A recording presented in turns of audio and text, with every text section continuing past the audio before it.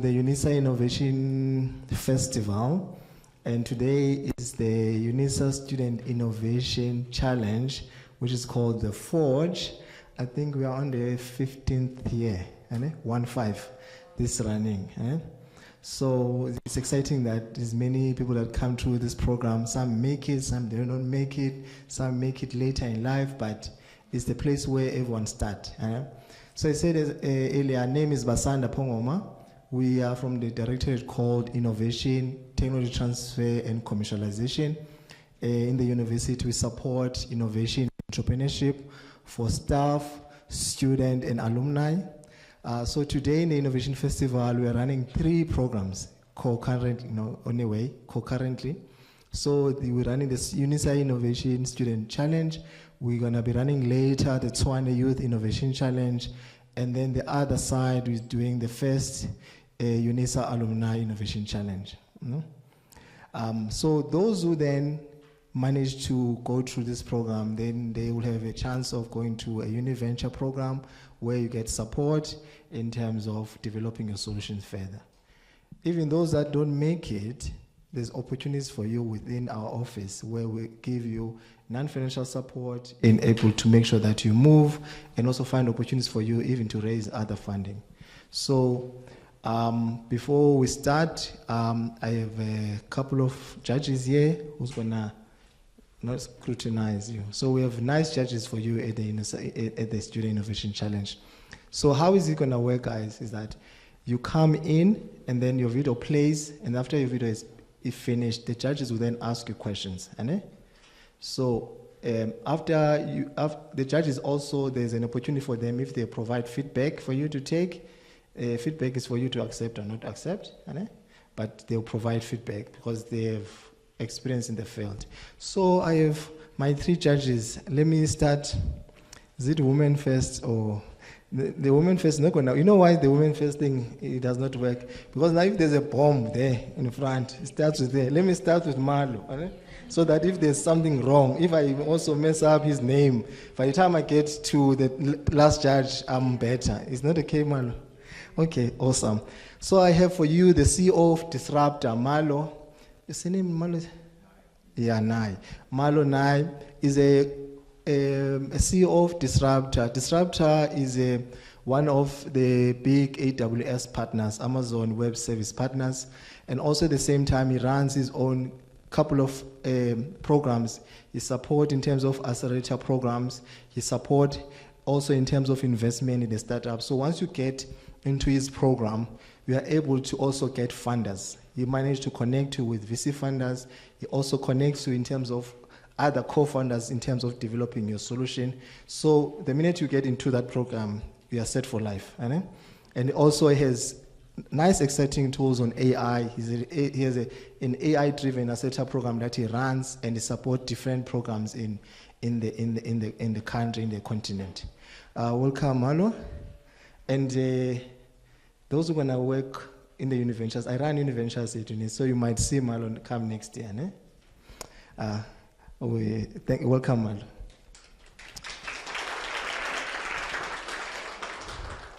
And then I have my next judge. I almost call her by name, but it's a doctor. So it's Dr. Lerato Mtaka, a friend and a colleague in the space of entrepreneurship. She's a senior researcher of entrepreneurship at Northwest University. Podium, sorry.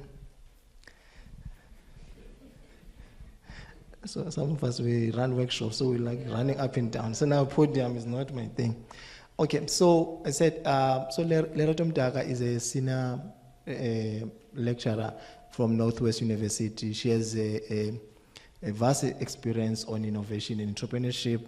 She's been before in Northwest. I know her from the Innovation Hub, and also she works in also international organization in terms of driving innovation and entrepreneurship.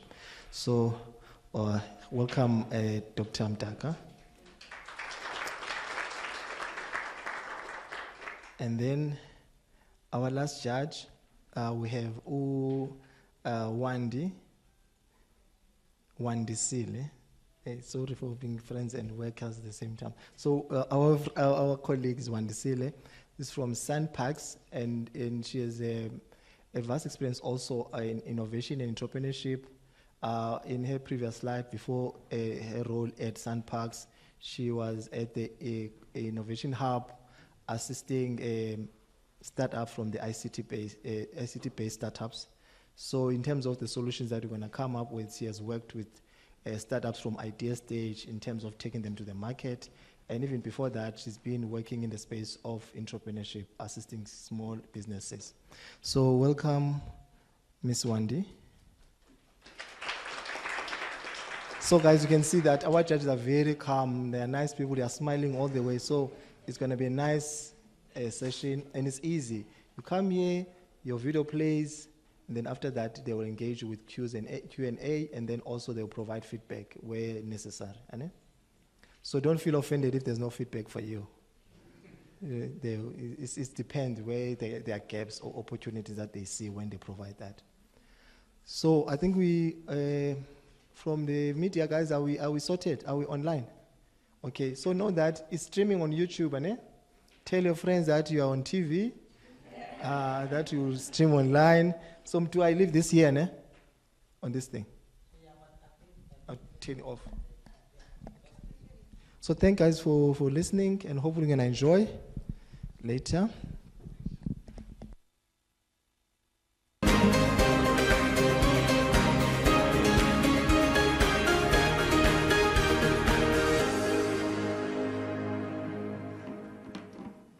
So my aunt, a brilliant baker, ran a small shop in Umlazi. For 5 years, she worked from 4 a.m. until sunset. Her hands were always busy, but her books were always empty. One day she came to me exhausted. A bank had rejected a loan application for her second oven. They asked for financial statements and she had none. All she had was a box of crumbled receipts and a notebook filled with numbers she could barely understand. She looked at me and she asked, how can I prove that my business is real if all of my profits are in cash and my records are in my head? That question really hit me hard. Here was a woman who fed her community, employed 2 other people, but the system couldn't see her efforts. That's when I realized the problem. The language of business is strictly finance, but we were asking passionate entrepreneurs to learn a foreign language overnight. My aunt didn't need a complex accounting degree. She needed someone to listen to her. And here I am. My name is Tobeka Nojeza, and I am the founder of Alga Ledgers, where we have identified the following problems. South African SMMEs, particularly in the informal segments or early stages, face a critical financial management crisis. So what does that look like? SMMEs do not track their income and expenditure in the early stages. They rely on bank estimates as well as figures in their bank statements as a metric to say that they are profitable. And this is a critical issue because now what they do is, because the issue is that they are using a cash-based system instead of an accrual-based system, this provides issues such as underpricing of goods and services. They're unable to claim tax deductions if they are registered, and they also are unable to produce financial statements, which is a critical issue and run into cash flow problems. Now we have the following prototype, which is a simple finance app, which seeks to demonstrate the concept that we have been able to create. So Alga Ledger basically seeks to provide the following features: provide a voice-based transaction where the SME founder is able to record their income and expenditure through our use of our app. They're able to scan any receipts that they would have received throughout the day.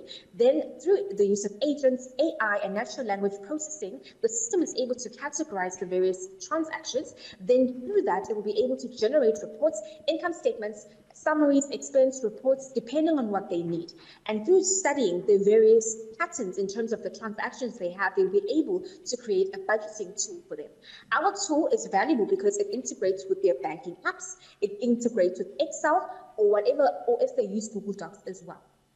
Now, in terms of our niche segment, what we have identified, right, we will be targeting 100 SMMEs, specifically for now in the manufacturing segment, right?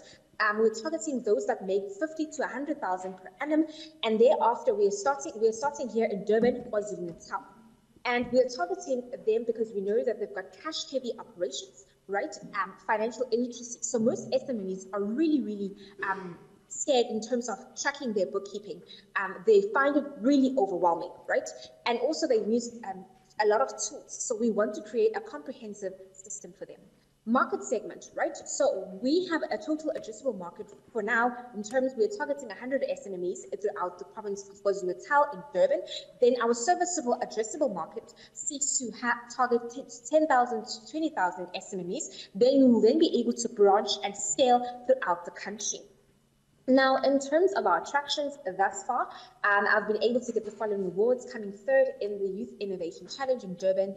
It was Innovate Durban, Women in Design and Innovate Durban, top 10 finalists in TCS, regional finalists in South Africa under the Huawei Innovation Track competition.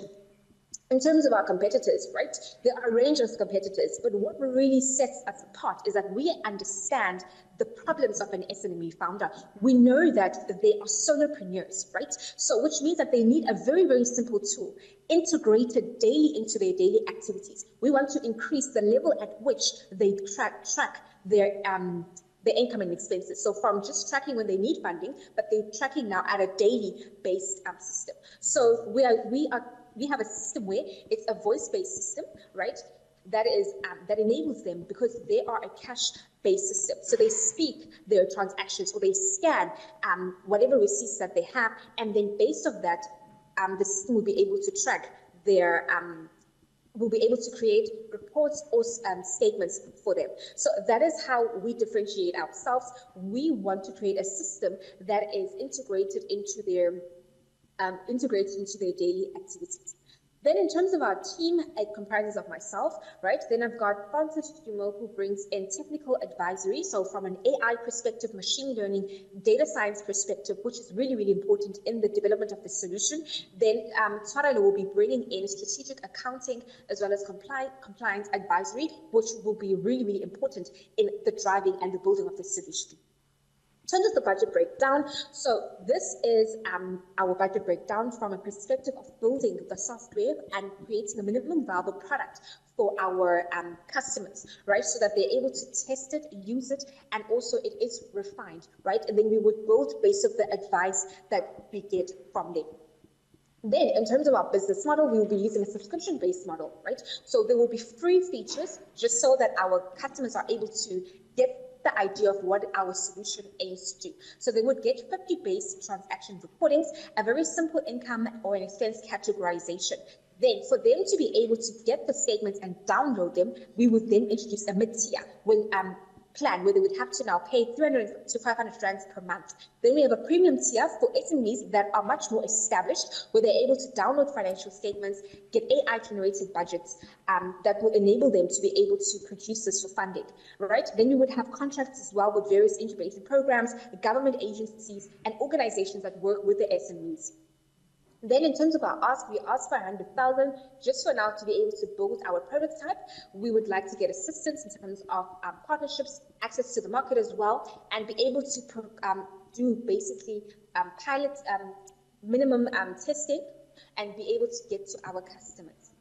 And thank you very much for your time. I do invite you to be able to invest in this solution so that we put our SMEs at the forefront, so that like my aunt, she doesn't, like my aunt, other SMEs don't face a problem with their dreams. Their livelihoods are not funded because they weren't able to get a simple mechanism that is able to track their income expense. Thank you very much.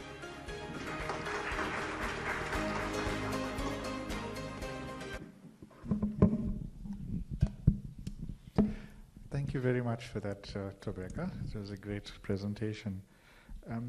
Tell me a bit about you spoke about integration into your different banks and online banking software, and you also spoke about cash-heavy businesses. So how are you planning on tackling that cash-heavy business on your system? How is that money recorded, and how are you accounting for tax on that? So thank you for the question. So when it comes to the integration with the banks, so what we are going to be doing, so looking at the cash-intensive businesses, so the system aims to be able to either take proof of the whatever transaction it was. So if it was a receipt, you scan it. If it was a bank statement, it would then connect with your app through APIs as well. So it would, because also with the cash intensive, you find there are EFTs that would reflect there. So it would connect with their bank statement. It would also, we would also be able to take the receipts as well through the photographs in that segment. And the physical cash, what's the plan around? Is that being deposited into a bank, or how is physical cash incorporated into this system? Okay, in terms of the actual cash in itself, I haven't looked at that, but I think it's worth noting down. And last question, I don't want to take up all the time. Okay. You spoke about voice into financial statements. How do you plan on making a voice prompt be transferred into a financial statement? Okay, so through the process, so they would essentially, through the app, they would basically they would do a voiceover of their transaction. So upon doing that, and then through natural language processing, through the leveraging technology, which is AI and machine learning, then the system would be able to categorize that various that transaction, whether it's an income or an expense. And then through studying the different patterns of the transactions, it would then be able to categorize and create statements based off the nature of the entity, because various sectors have different financial statements that they require. So based off the ones that we were able to interview, so from a manufacturing based industry, we understand that they need more of an income statement, what will help them with costing their inventory, because it's much more it's much more inventory intensive. And then also it's able to track their financial position, their income and expenditure. So I think I've answered your question, or attempted to, yeah. Thank you. Hi, thank you for your presentation. It was clear. I just have a question around the target market. Okay. So you said SMMEs. Are you looking at medium or startups or informal sector? Because I am thinking around the voice feature and the fact that we have 11 languages and Yes. all of that. Okay. So I just want to understand around your target market, who is this for? Is it for everyone, or where should we start looking when we are thinking about your innovation? Okay, thank you for the question. Okay, so based off the SMMEs that we have spoken to, so for now, I'd say there are two industries where we have seen an appetite for the solution. So let me start with the tech-based industry. So I have noticed that when it comes to industries that are, or SMMEs that are in the tech-based industry. So we found that a lot of the times the focus is on driving sales and getting market validation. So we have seen that the ones that are starting off, there's an appetite when it comes to needing the solution, because they don't normally track their income and expenses. They focus on driving sales. Then when it comes to your manufacturing industry as well, we've seen that largely the ones that have been operating between 2 to 5 years that are earning from 50,000 above. So we have seen that there's an appetite there as well. And the particular issue we saw there is that they are having issues with pricing issues when it comes to tracking expenditure around their inventory, because inventory is an asset. So you find that most of them, they use the income that gets in and they're using what's on the bank statement. So, which is not really a good metric for profitability. So we've seen that the particular issues with the manufacturing industry is the tracking of pricing, pricing within pricing the inventory, basically. Yeah.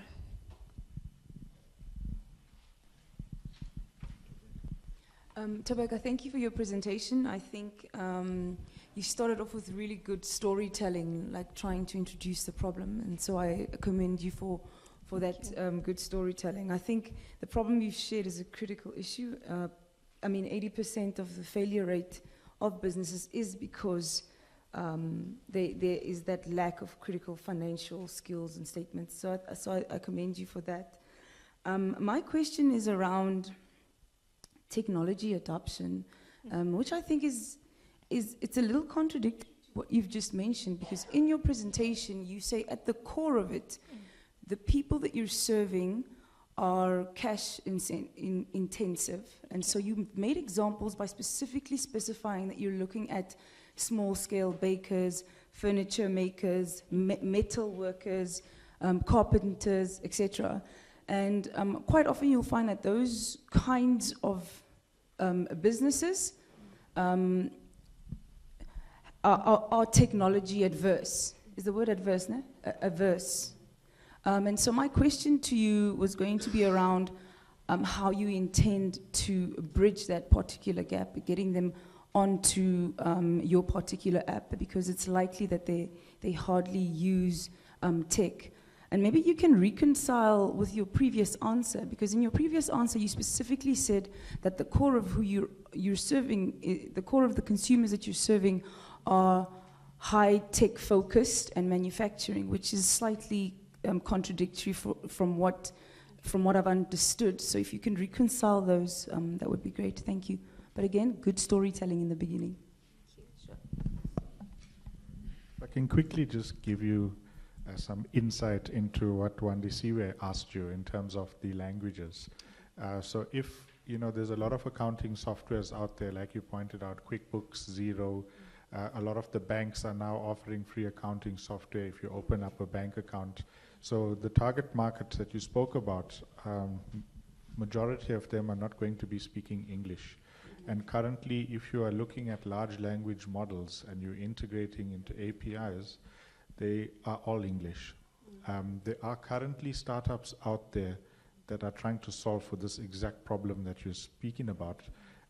Examples of that are Botlale AI, Vambo AI, there's Lelapa, and these startups are raising in excess of 50 to 100 million rand to just solve that problem in and of itself.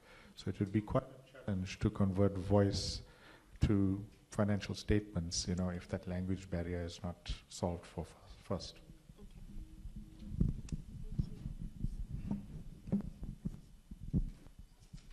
Are you going to answer my question? No. I'm just waiting for you. Okay, thank you. Thank you. My name is Tulisa Mangoywa. I never asked my parents why they were making these decisions. But through many career transitions, including living in different parts of this country, today I am the founder of Forge-Unisa Group, a public relations company that leverages the power of strategic branding, marketing, and communications to empower South African youth by connecting them with career guidance and educational resources. One of them being the I Am an Education Champion podcast. Next slide. Okay. I Am an Education Champion podcast is transforming how youth connect with education and career pathways, which will answer their why they have to be learners for 12 years and pursue tertiary education afterwards.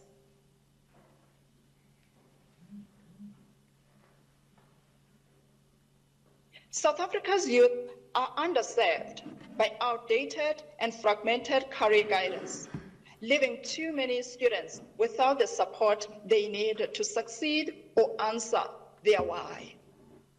Next slide. Global platforms fall short in delivering locally relevant content.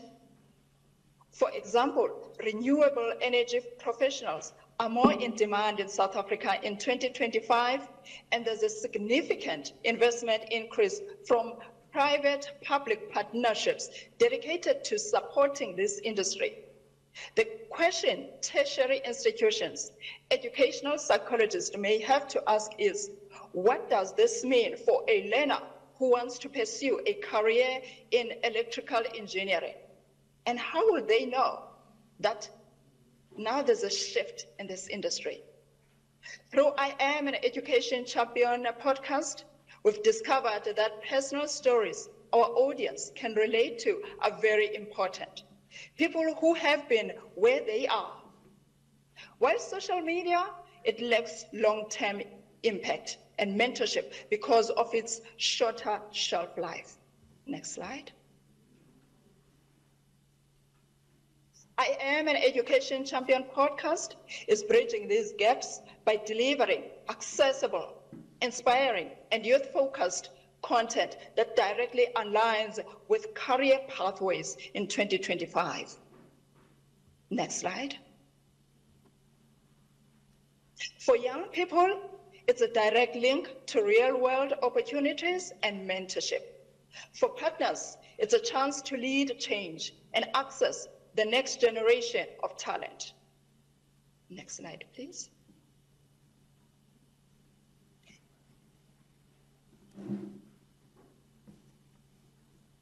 We combine powerful storytelling with specific industry advice, making sure every episode sparks action and also builds a loyal community of listeners. Next slide, please.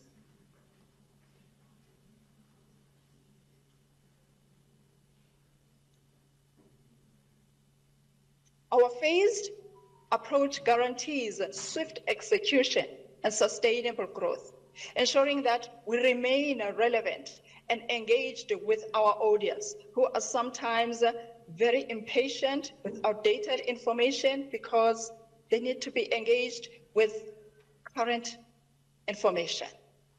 Next slide, please. A lean, efficient team, which will include educational psychologists, computer games developers, to develop career-related games in early childhood development phase, that is at preschool level, combined with the right tech investment will allow us to deliver top-notch content on a budget of 462,000 annually. Next slide, please. The podcast isn't just a show. It's a movement that will inspire learners, that will inspire students nationwide and elevate the Rising Stars Career Expo to new heights. As I Am an Education Champion podcast team, we'd like to assure potential partners and investors that we are ready and we have the capacity. Next slide, please. Through our hybrid model of the in-person annual Rising Stars Career Expo, hosted in various provinces, combined with digital products, I Am an Education Champion podcast and I Am an Education Champion magazine, we've built a sustainable funding model through a mix of sponsorships, adverts, and cross-promotions that ensure long-term access success and partner value. Next slide, please. We are looking for a key partner, or better yet, more partners to help us scale this game-changing initiative and make a lasting impact by cultivating a generation of leaders in innovation, ready to not just being career people, but leaders in innovation who aspire to be significant in their respective fields, and leaders who know their why. Thank you.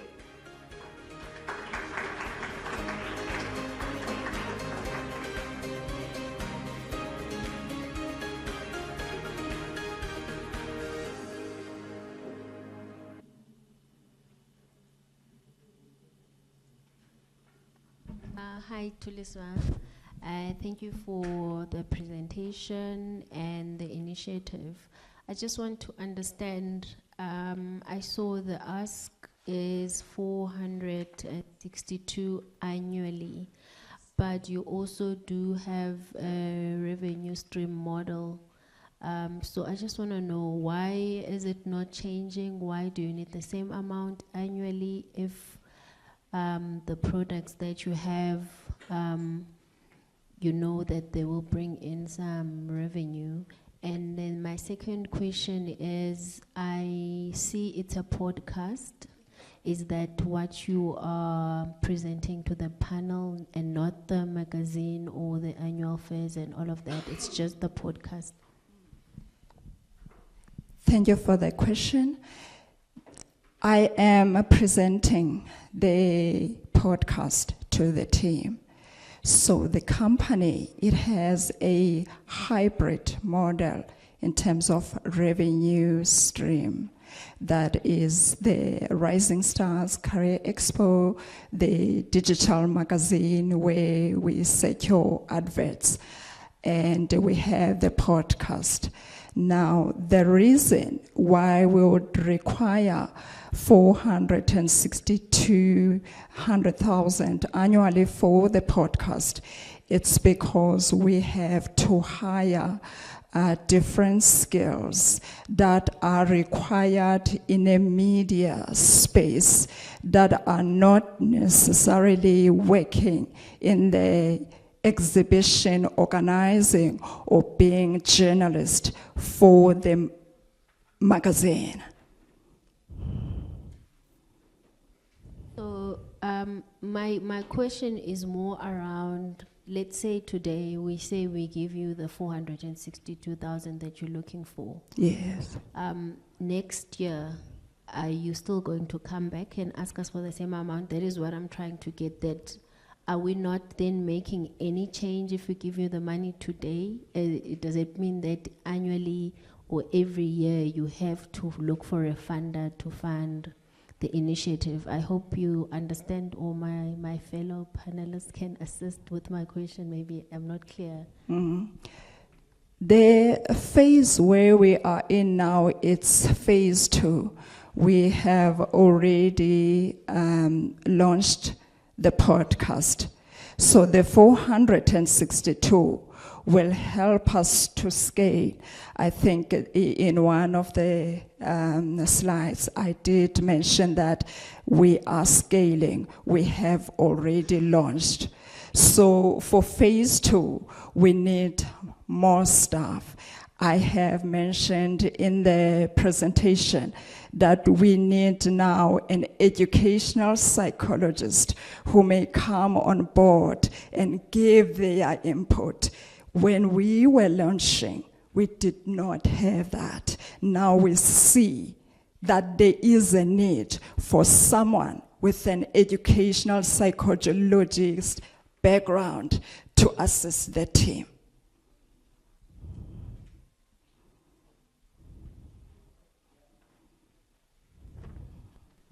Thank you so much. Thank you so much to Lisa. To Lisa. To Lisa Tshwarelo for your presentation. I have 2 questions. I think the first is around differentiation. How do you differentiate yourselves from the podcasts that are existing, those that are focusing on career development and career, those that are in the same space? Because there are quite a number of those. So that's my first question. The second is, maybe if you could help me understand at its core what problem you are solving. Can you share around how this particular problem that you're solving manifests itself? I didn't catch that clearly in the presentation. All right. So just those 2 questions, please. Thanks, Dr. Mtaka. I will start with the problem that we are solving. We have noted that young people are on their digital devices, their phones. So most companies that offer career guidance, it's either television or radio. Our unique selling point is we are going to find the young people where they are, which is their digital device. We are happy to know that all the telecoms companies have reached now in rural areas across South Africa. That means some learners who were not able to get career guidance previously, maybe 10 years ago, through the mobile device accessibility, they are able to access the information. So we are solving a problem of only in-house rising stars to taking the Rising Stars Career Expo to their digital device, which is mobile. If they are on Spotify, where they listen to music, chances are I Am an Education Champion podcast would be there. They would be able to listen. And they do not have to sit at home and watch television, for example. Our podcast boasts audio and visual. So while you are on your way to school, you'll be able to listen. Or during school break, you can watch the Rising Stars Career Expo on YouTube instead of waiting until you get home. I'm not sure if I have answered both questions, Dr. Mdaka.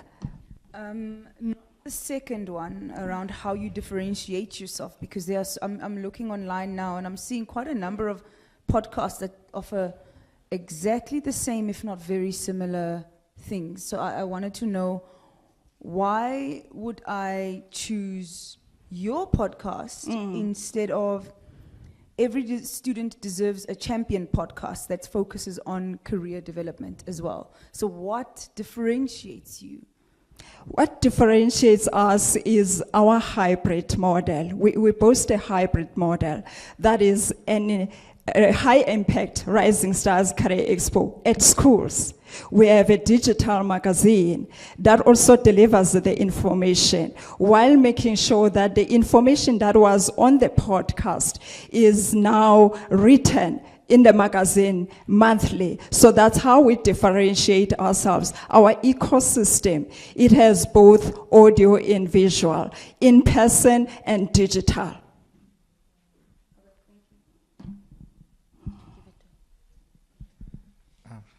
Hi, Tulisa. Thank you so much for your enthusiasm and your passion.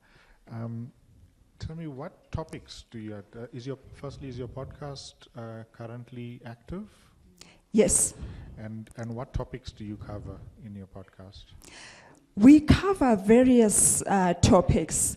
The last podcast episode we published, it was about entrepreneurship in agro-processing. We have had a scientist being interviewed on I Am an Education Champion podcast, human rights lawyers.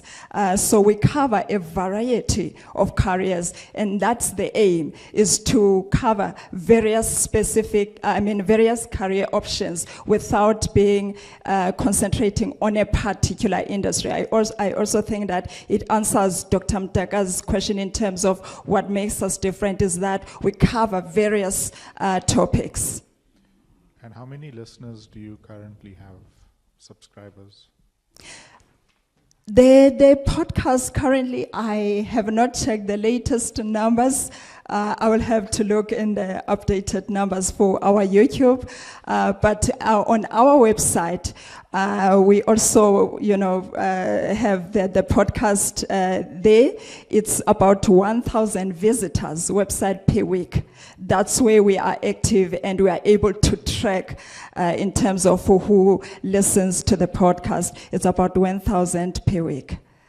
And how do you drive interest to your podcast? How do you get students interested in wanting to listen to an education podcast as opposed to rap music? Yes. So that's an interesting question, because that's where now, Mrs. Wandi, you were asking, what am I presenting? The Rising Stars Career Expo, you will notice that there are snippets of the podcast that will post on our Twitter, on our Facebook page, on our TikTok. Then it will drive the person who saw the reels. Yeah, that's what they call them, reels, from our TikTok. There was there's something called I Am an Education Champion. So they will go back to YouTube and watch the entire show. So that's how we market the podcast. And how do you make money? In terms of the podcast at this stage, we have raised funding for the launch of the first phase. And we are still looking for advertisers. Our aim is that the companies like yourself that come and advertise and exhibit at the Rising Stars Career Expo. That's where we drive the marketing to say, after you have exhibited at the Rising Stars Career Expo, we also have a podcast where you can even have more reach than an in-person Rising Stars Career Expo participation. So just to clarify, like what are your revenue streams? How exactly do you make money from this business? Is it so ad revenue you spoke about? You spoke about CSR in your presentation. Yes. So what are your different revenue streams? It's advertising on the magazine as well. It's the bookings on the Rising Stars Career Expo. We haven't secured a lot of advertisers for the podcast. Great. Thank you. Thank you very much.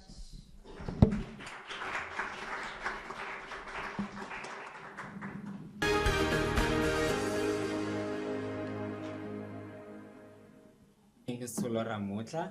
I'm representing the solar-powered emergency bag.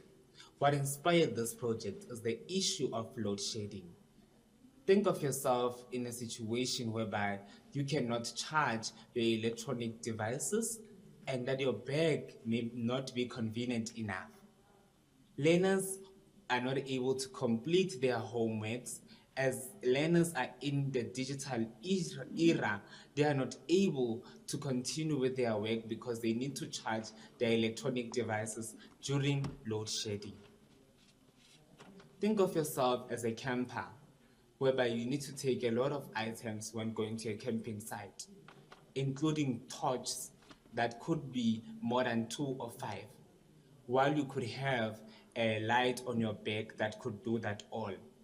This is the problem that we've identified, is that learners are not able to complete their homeworks, and that through our bags, we are only using them for storage, and that's what has been there for years. Whom are we targeting? We are targeting campers, we are targeting scholars, we are targeting the parents of learners who may be using electronic devices to study and may not even have electrical power at the area that they stay in. What is our unique value proposition? What really makes us unique is that though there are a lot of solar-powered backpacks out there that can already charge electronic devices, ours is different because we listen to our customers, learn their style and what they need and try to apply it. What also we do, our bag is going to have the thermal regulation system, whereby we call it the warming system. You can take your bottled water that you have that is warm and put it there, that will keep it warm until you reach your destination. And we will also have another sector, which we call it the cooling system, that is whereby you can keep your bottled water cool in a hot day like this. What is the solution that we bring? Our solution is to design a solar-powered backpack that can be able to charge your electronic devices, that could help keep bottled water at its best optimum temperature by keeping it warm and keeping it cool. This could be done through the warmer that is going to be inserted in our bag, and that is going to keep your water in a closed system in a warm place. We are also going to have built a first aid pocket that will help keep your bandages for incidents whereby learners may get injured at school and there may be no first aid nearby. We can use it for that. The impact that our bag is going to do, we are going to help people, especially to charge their electronic devices, that there will be no longer a need for you to carry a power bank everywhere where you go. You can use it, and also our bag, it is going to be able to help learners with completing their daily tasks, such as studying during load shedding or in evening occurrences, and tourists in camping sites when they have to use light when they are going around. So we're having a light meter that have monitored the amount of light that comes from the LED lights that is inserted on our bag. So our bag is going to help with even charging electronic devices for people who may be diabetic. How are you going to access our work? That is our channel. We are having a direct channel, meaning we will advertise the work, our bags online, and then you come to us, you buy straight from us. So when you buy straight from us, we can arrange the manner of a bag that you are looking for, and also how are we going to, and also the manner in which you want it, your style, and we will cater for your style. That is our channel. You buy from us directly. That is an LED light, and a charging system will charge from around 450.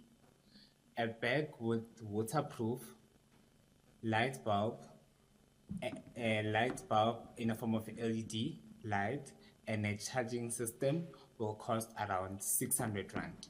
The one that has a light, a warming system, and a charging system will be 1,200. Meaning, the higher the price, the more the features. How are we going to bring sustainability in our work? We are going to listen to our customers' concern, and we are also going to make sure that we improve where is needed. We are also going to ask feedback after every 3 months to get from them, and we will monitor the bags that are going to be used for the camping sites. Thank you.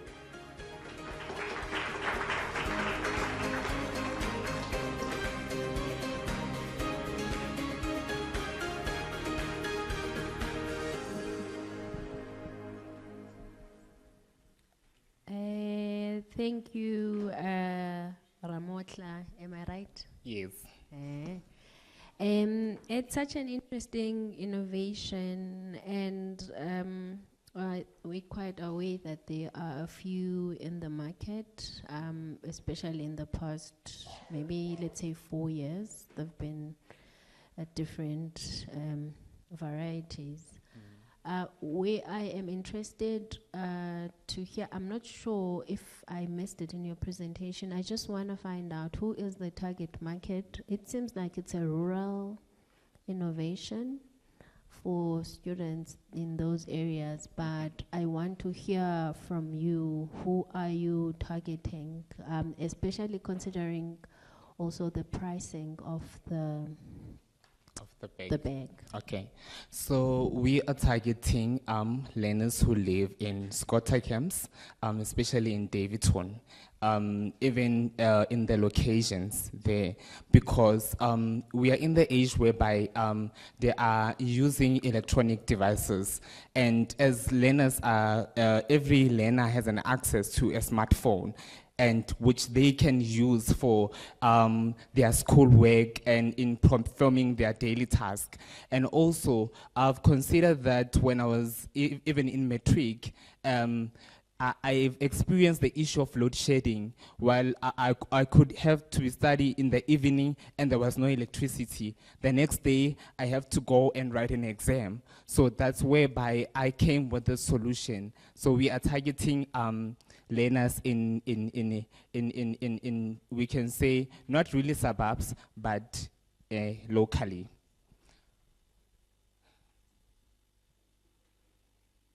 Okay, thanks for that. So let's let's picture that scenario. In South Africa, generally, a student who lives in a squatter camp probably walks to school on a rainy day. This is my assumption, house, I'm assuming. And with unemployment rate at home, there's probably someone who's unemployed. They get a grant from our department. So I'm just looking at the pricing, because the pricing is a bit high for that type of student. Because remember, maybe this could be feedback as well for you to take home and just think about it. Remember, if it's a household, maybe in South Africa, the average of kids that we have, it would be like 3 kids. So with thinking that each one is 400, that would be times 3, and so forth and so forth. But not only that, someone bought a school bag, I think it was last year in the rural area, and they had a specific school bag that they wanted to buy, a branded one with a Nike what, I don't know how much it was. But there are specifics to those school bags and how much they go for. I just want to find out from you, have you considered what a school bag costs, like a normal school bag for your target market? Okay, so because they are mostly in locations, they start from, most of learners that I see, they use, for example, Nike, which is around 400 and upwards with the pricing. So people most likely, they like to, let me say, us, our people, we like to buy the name. We like to buy, okay, this is Nike, this is a brand, I am going to buy it because of, we believe that it has more quality. But in that Nike, I'm not criticizing the brand, but then in that Nike, what are you benefiting from it? Because it's still the same as the bag that you usually have. I can buy a 250 bag and just use it for storage and books only and go there. And same as Nike, so it would be complementary. Thank you.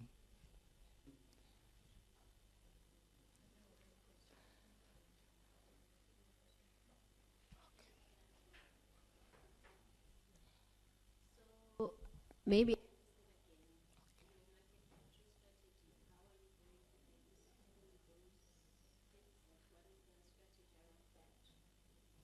Okay. So as I have said, it is going to be like a direct channel because we are still in the prototyping stage. So we have prototyped the whole thing, and what is going to happen, we will firstly look for where the venue where we are going to sell for them. So they will come directly to us. So we're going to actually advertise first. And then in future, we are hoping that we could reach stores like PEP, whereby everyone is going to be fully aware of the service that we provide.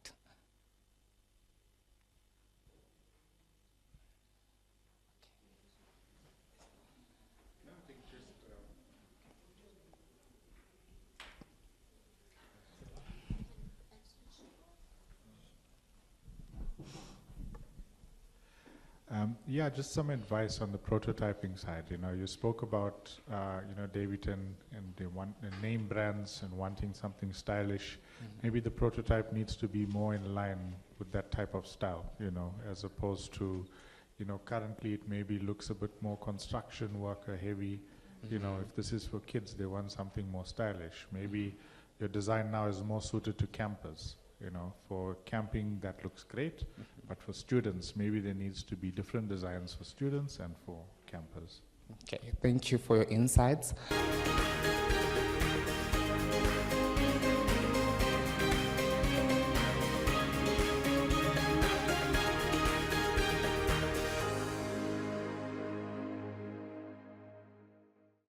Good day, everyone.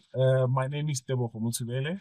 I'm the founder of Marula Soft and the creator of Ariye, which is a platform designed to bring order safety, and predictability in South African informal transport systems. Now, our customers are divided into two parts. We have the user and the advertiser. Those are our two customers. Now, the user is divided into two parts as well.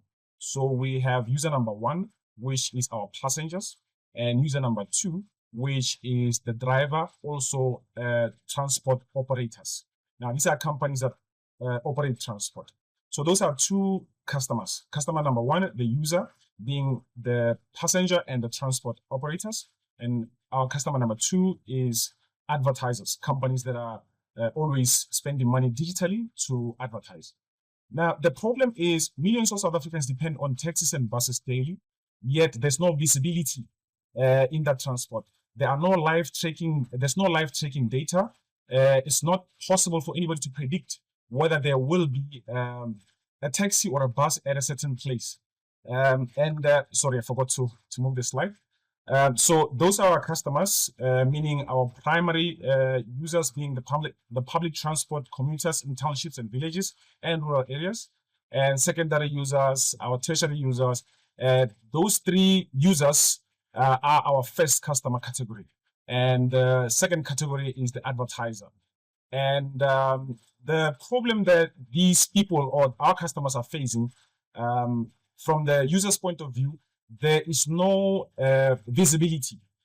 Transport operators usually would send vehicles in which sometimes they would end up being overloaded, or sometimes they end up with empty trips where they send cars and they don't make money, or they send cars and their cars are usually overloaded because they cannot predict whether there is demand, or if the passengers themselves, whether they can predict if there is supply or if there's transport available.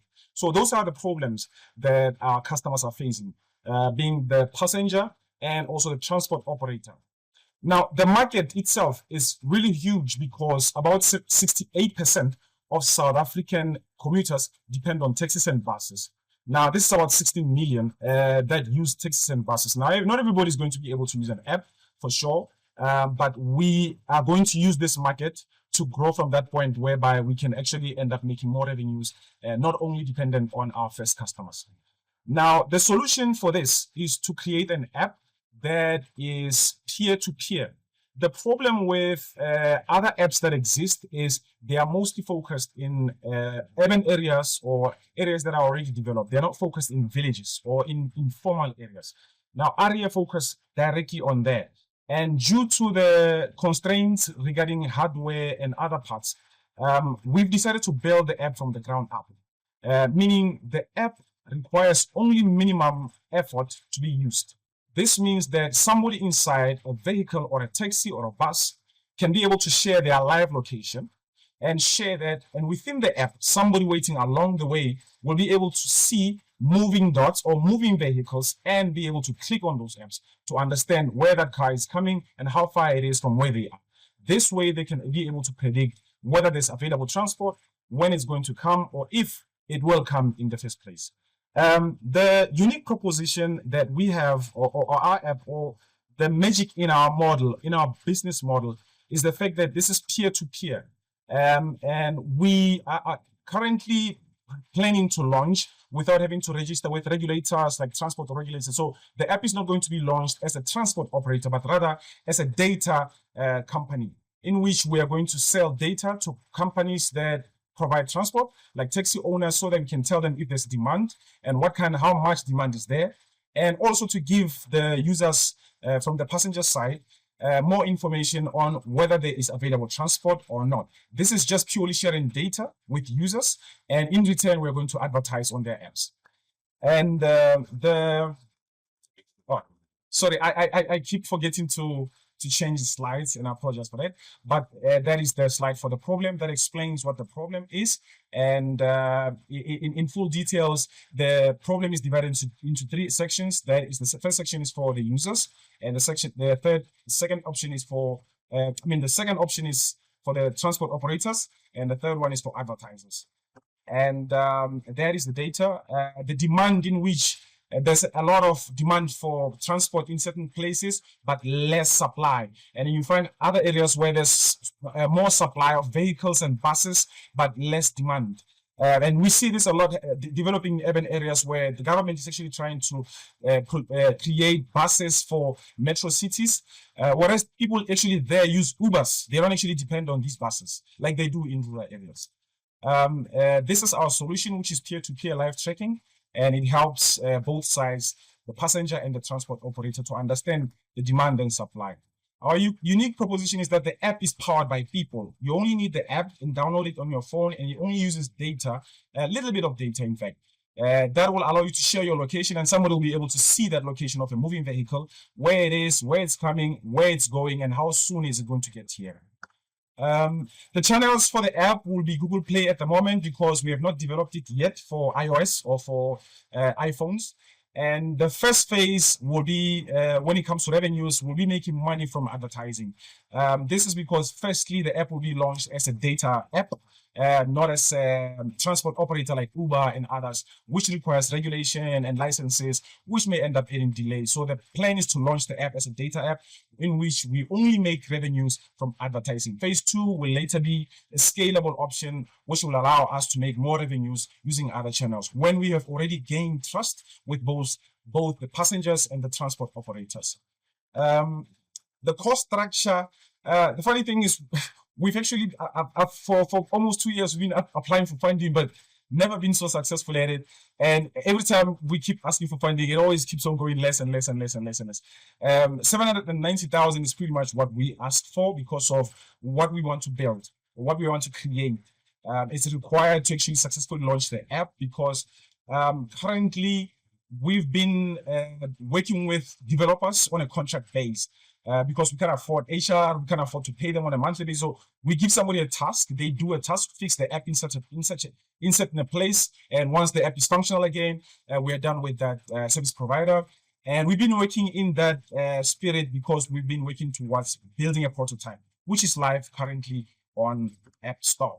Now, which is the traction of how far we are. And we plan with that funding, we might be able to achieve gaining 5,000 users on a daily basis, or at least 500 sharers on a daily basis within the next few months of launching the app. Unfair advantage. Well, we are the first peer-to-peer app that only uses it with no transaction. The thing is, other apps were created for urban areas, and they require digital payment where you have to use your credit card. And I know others also offer cash as well, where you can pay the driver, Uber and Bolt, where you can pay the driver with cash. That is understandable. But the problem is, you won't find Ubers in a village. And this creates a problem because it means now the economy can only move in certain areas, in urban areas. In villages, people are stuck. People struggle to get from A to B. People are not sure. Women are stuck sometimes, who work late hours, end up waiting by the road. So we help them. That's what is unique about us. We don't help people in urban areas. In fact, this app will pretty much be useless for people who live in urban areas, because they won't need that, since there's no much of shared public transport.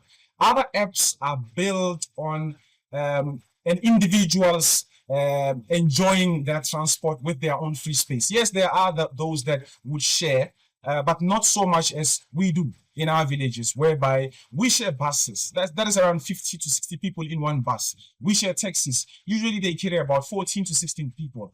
And we share that because we see and we know that it's the cheapest way to go from A to B. Now, this industry has been offline for too long. And the reason why I believe it needs to be digitalized is because it will help the economy at a larger scale, in such a way that we will be able to see how much money is actually made in this industry. Because so far, it's so offline that we don't know how much these taxi drivers make. They themselves are not so official. They themselves don't declare anything to SARS in most cases, which is fine, because that is the status quo. However, that needs to change over time.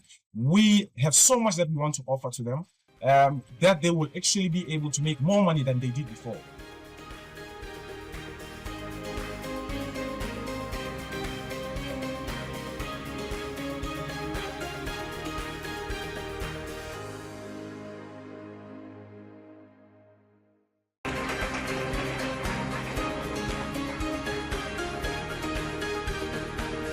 Thanks so much for that, Tebogo. You know, you spoke about this market is not digitized as yet, and I see the value for users, you know, to see when the next taxi is coming.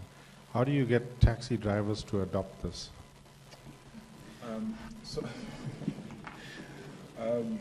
Just to, so just to give a bit of background on our journey, we started in 2019, and our company is a research and development company. We've developed a lot of products, and this is by far our best product. And over the years, as we did our research, we went to taxi drivers and taxi owners as well, including bus companies as well, trying to, before it even became peer-to-peer. This peer-to-peer came later on when we decided to pivot, because we experienced a lot of resistance from the taxi industry, where a taxi driver would say, well, but sometimes when I drive, I'm doing my own errands, and I don't want the owner to know what I'm doing with the taxi. And your app is going to let the owner know where his taxi is. The taxi owners will then say, well, I'm enjoying this cash that I'm getting, so I don't want this digital thing that you are bringing to us. So because of that resistance that we experienced, getting them on board is so far going to be difficult. So we decided, let's gain their trust. Let's offer them something in exchange. Before we ask them to do anything with us, let's bring something to their table and say, this is what we can offer, and which is data. We believe data will help them. Like, for an example, pivoting to peer-to-peer, where our app requires commuters to be sharing their locations so other commuters can see that, will allow us to understand the market, the demand itself, so that we can then later go back to them, because so far they are resistant to the app. They still haven't gotten to a point where they are willing to accept the app, because so far they think everything is fine for them. But we believe at a later stage, when we have enough data from the users or the commuters, we will be able to go back to them and say, well, this is now the traffic that we get, and we can now say at an area like this, we have traffic like this, or we have demand for transport like this, and it will allow you to either today you are sending one vehicle or two vehicles, because you will know. Normally what they would do is they would depend on certain days, like month end. They would expect month end is busy, so they would send a lot of cars on month end because that's the busiest time. But sometimes because of competition also on certain routes, lack of order thereof, because everything is offline. The plan is to actually digitize everything from the customer's point of view or from the commuter's point of view, so we can then have that data and go back to them and say, look at this data, and this data can actually help you in this way. You will be able to make better choices with your cars as well at a later stage for both drivers and commuters. Because if you're a driver and I tell you that somewhere at a village that side, there are actually so many people, well, with push notifications, of course, not via call or anything, which is what they depend on, calling and books and all at the moment. So with push notifications, we can then give them feedback as to there's a demand within a short period of time, not find out the demand later when other taxis have actually gotten to it. So the plan is to, since we've experienced the resistance, we're not saying we're done with them. We decided to pivot and empower the commuter, because when I came up with the idea of the app, I came up with the idea from a commuter's point of view, where I was stuck at one point on the side of the road and needed transport for so long. And I decided, I wish I could have an app that could show me if there are other transporters around here and where I have to go wait for it, by what road should I stand by if there's the chance. So that's when I started working on the app. So yeah. Is that data for the taxi driver or the taxi owner? Who is that data targeted to? So we're going to split into two. There will be data specifically for taxi drivers, which will be more live, because they are constantly on the road, searching for passengers and all that. And there is data specifically for the owners as well, which will help them decide whether they increase their fleet or they wait for a certain point before they could buy another vehicle. So there will be data specifically. That's why we split the users. That's why we decided to have data specifically for drivers to help them on a daily basis, and also data for owners to make the right decision for their businesses as well. Okay. Maybe just a piece of advice. Okay. I think it's a great model, but as you say, driving adoption from the drivers. If you look at the taxi violence that happens, where taxi drivers don't like Uber drivers because of how this is digitized. So you're trying to change a mindset that's going to be very difficult. And I think they need to be feeling safe in that. Yes. A taxi owner will allocate a certain budget for the day, and if that taxi driver makes more than that, that money is his. He needs to make sure, and he needs to feel safe that that owner is not going to eat into that budget. Correct. So there's... Which is what they experience, actually. Most of the time, they don't get all their money. So this will help them see how much did the driver actually do today, or did he claim that the car was full, empty when it was full, or that they will be actually at one point see all of that. Thank you so much for that. Thank you for your presentation. Thank you. Tebogo from Northwest. Yes, okay, Tebogo from the Northwest. Yes, ma'am. You said you've got 3 consumer bases, right? Yes, It's your drivers, the owners, and then us as consumers that are doing the peer-to-peer sharing. Yes, ma'am. Tebogo, this is South Africa. Yes, I know. Okay, so let's talk about security risk, because I think myself I think it would be difficult to, okay, let me not tell you whether it would be difficult or not. I want to understand a bit about how you intend to mitigate security risks related to sharing. I think your most significant risk is you're sharing location-based data, and this is real-time live location of individuals. And so how are you going to mitigate the risk that's related to whether it's privacy invasion, whether it's physical safety theft? I want to understand how you're going to work around that particular risk, man. Okay, so I'm going to start answering the question from an internal perspective, because security for this comes in different directions. Sure.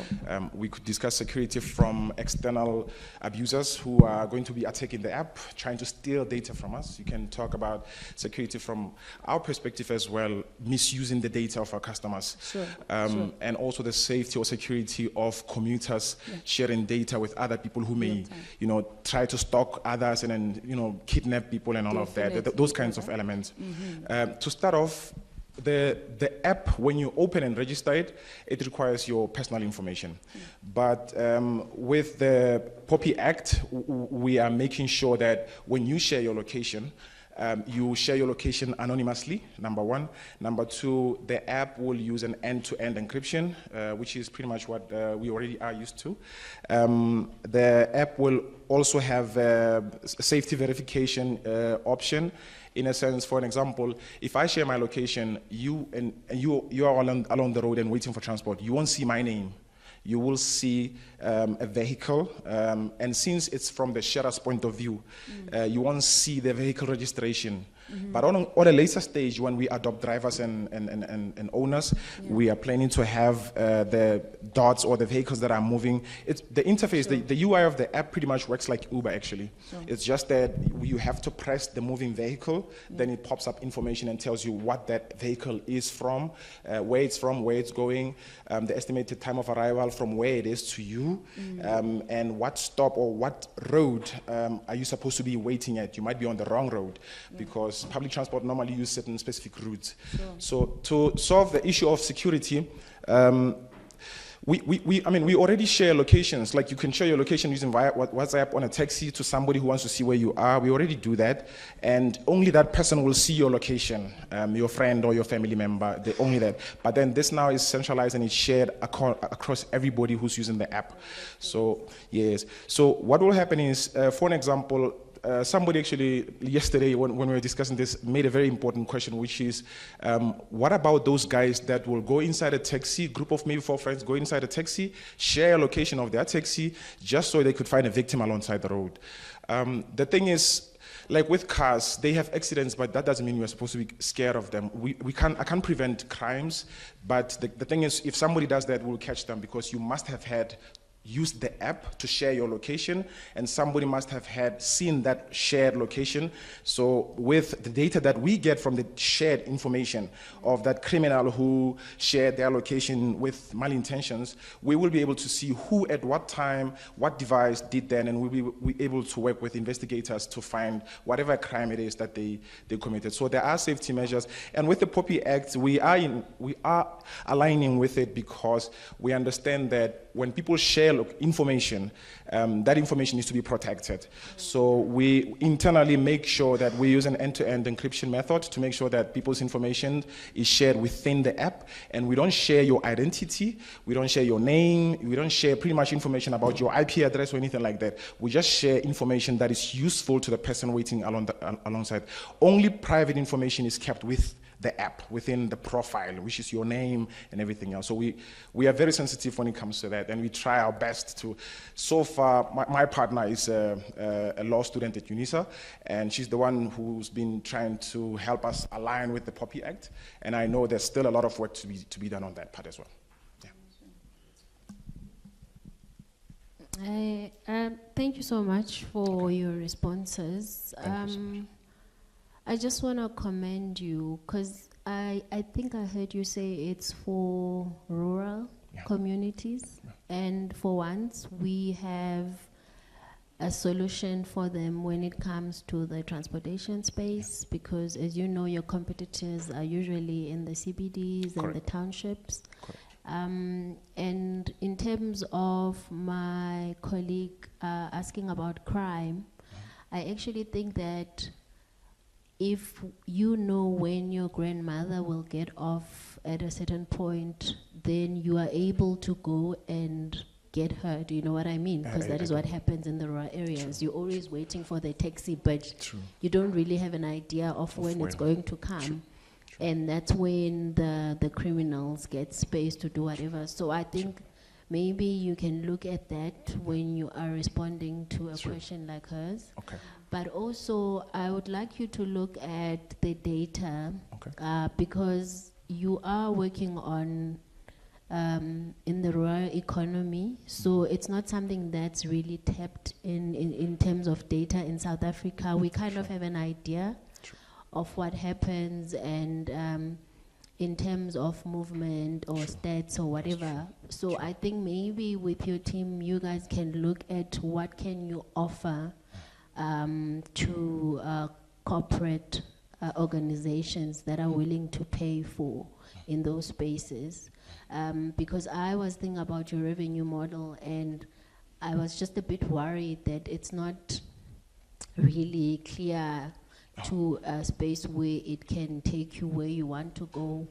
But if you look at that side, maybe there is something there that you can use.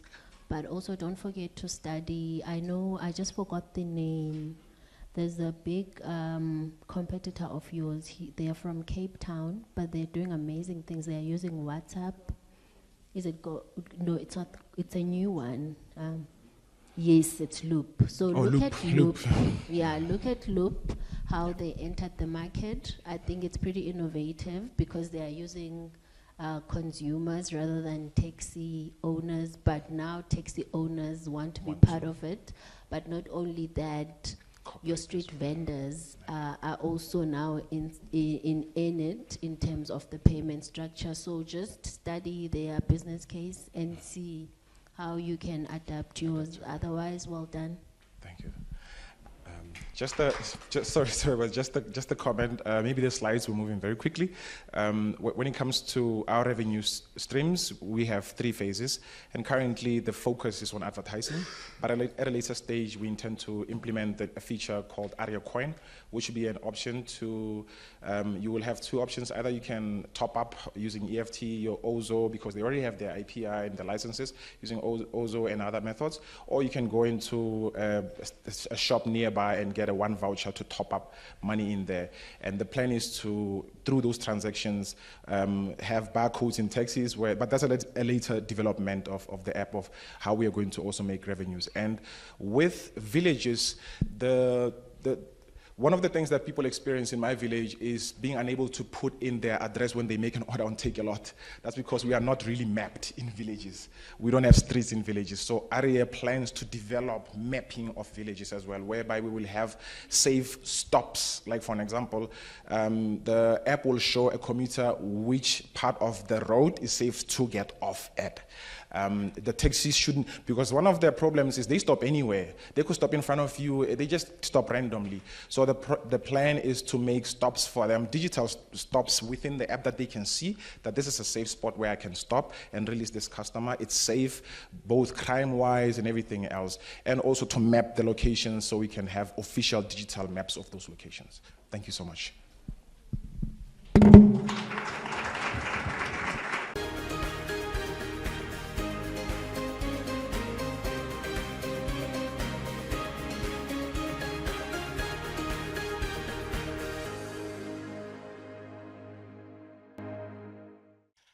My name is Zubina Timkoli. I'm here to present the Somakwaza Omnichannel, which is a digital platform available in a mobile app, the WhatsApp, website, and the USSD.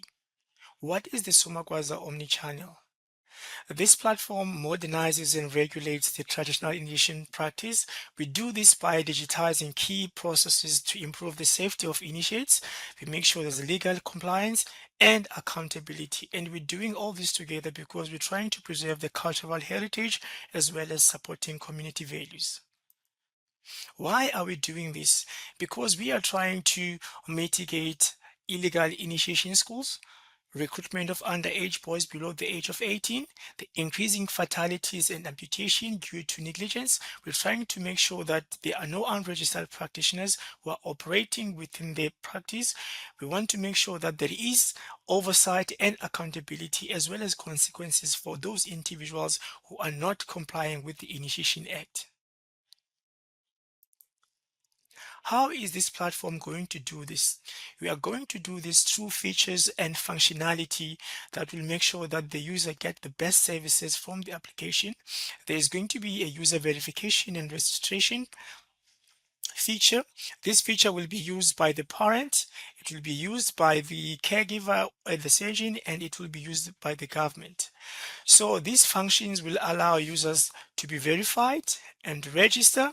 There will be geolocation and mapping. A parent will be able to locate the nearest caregiver or the surgeon. Once they go into the app, they will be able to see who's the nearest verified and registered person, and they will be able to report incidents through the app. The incident will go automatically into the Department of Health and other regulators. Also, government will be able to have their own dashboard and analytics.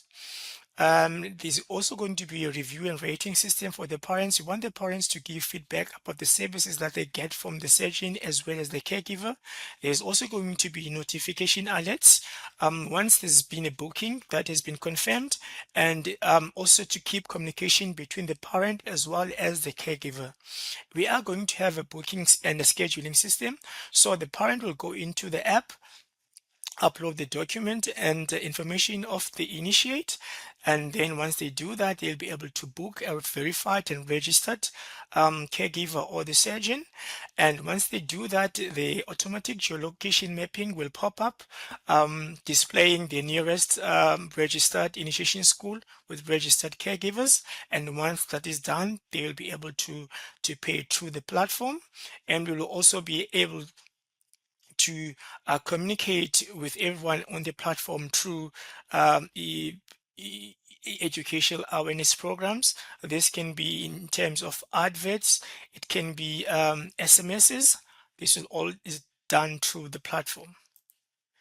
Okay, what is it that we think is going to be a challenge for us?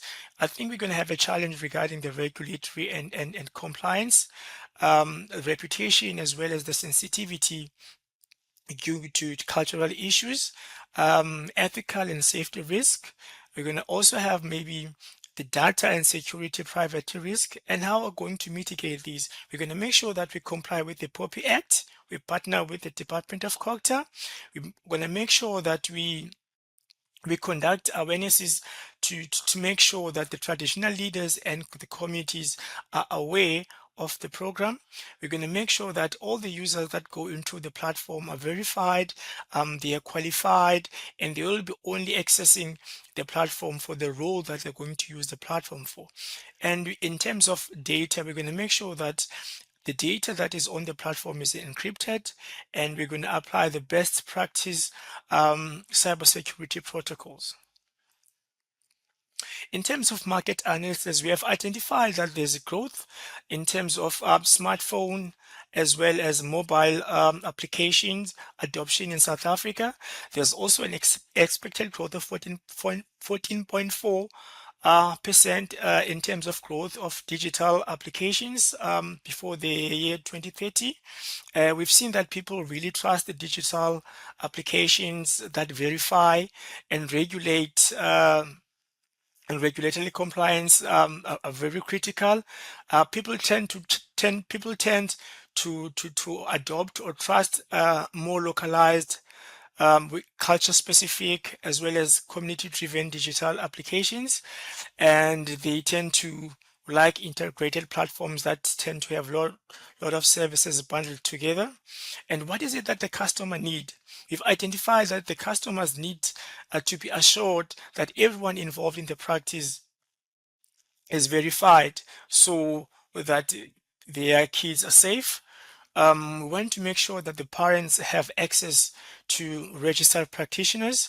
We want to make sure that the government receive accurate data as well as accurate data that they can use for planning as well as oversight. We are going to give government an incident reporting and response system. This is going to help them to monitor the performance of registered practitioners. It also helps them to enforce accountability, and it also helps to protect this cultural heritage. What are the gaps in the market? We've seen that there's no database of verified or registered practitioners. There's weak oversight, data capture, as well as analysis from the government, and there's lack of accountability from the people that have been found to be doing malpractice as well as negligence. Who are we targeting? As I've mentioned, we are targeting parents and guardians of initiates. We are targeting the surgeons and caregivers. We are targeting government and regulators. We are targeting universities and NGOs. We are targeting initiates as a secondary target market because the people that will have access to the platform will be the parents. We are targeting community and cultural authorities. What is it that we are going to give the users of the app? What is it that they're going to get? There's going to be a safety and accountability to the use of the app. We are giving them convenience because the bookings and payments will be done on a secure platform. There's going to be trust and transparency to the use of the app. We're going to make sure that we achieve all the required regulatory requirements that are aligned with the Customary Initiation Act. The government is going to get data insights. We're going to make sure that this initiation is done in a dignified manner, and we protect our initiates. And how are we going to generate the income on this app? We're going to generate income by charging a commission for all our users. This is going to be a commission that we charge per payments that is done through the app. We're going to charge subscription fee for the caregivers and surgeon. We're going to charge government and other regulators a fee. We're going to charge advertisers and sponsors that want to go into the platform and advertise services and products that appeal into the target market. And in terms of investment, we're looking for 250 to 500,000. We're going to use this money to develop the product. We're going to use this money for registration of intellectual property. We're going to use this money to do trials and launch the product. And this is the team that's made up in terms of delivering this platform. It is me as the Chief Information Officer as well as a developer. We've got Mehlali Ngangane, who's acting as an attorney, and we've got Thomas Nola, who will be our graphic designer, a web developer, and app developer. I'd like to thank you for the opportunity that you've given me to present.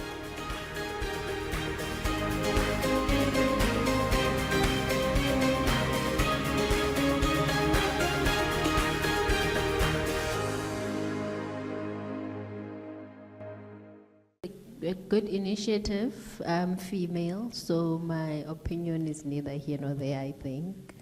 You can tell us more about it, but even though I'm not a single mother, there are single mothers that have to go through the process. So I think for them, this would come in handy, because now you've got steps, you've got the regulations, everything that they could possibly need to get the process going for their sons. So well done on that. For me, I just wanted to check.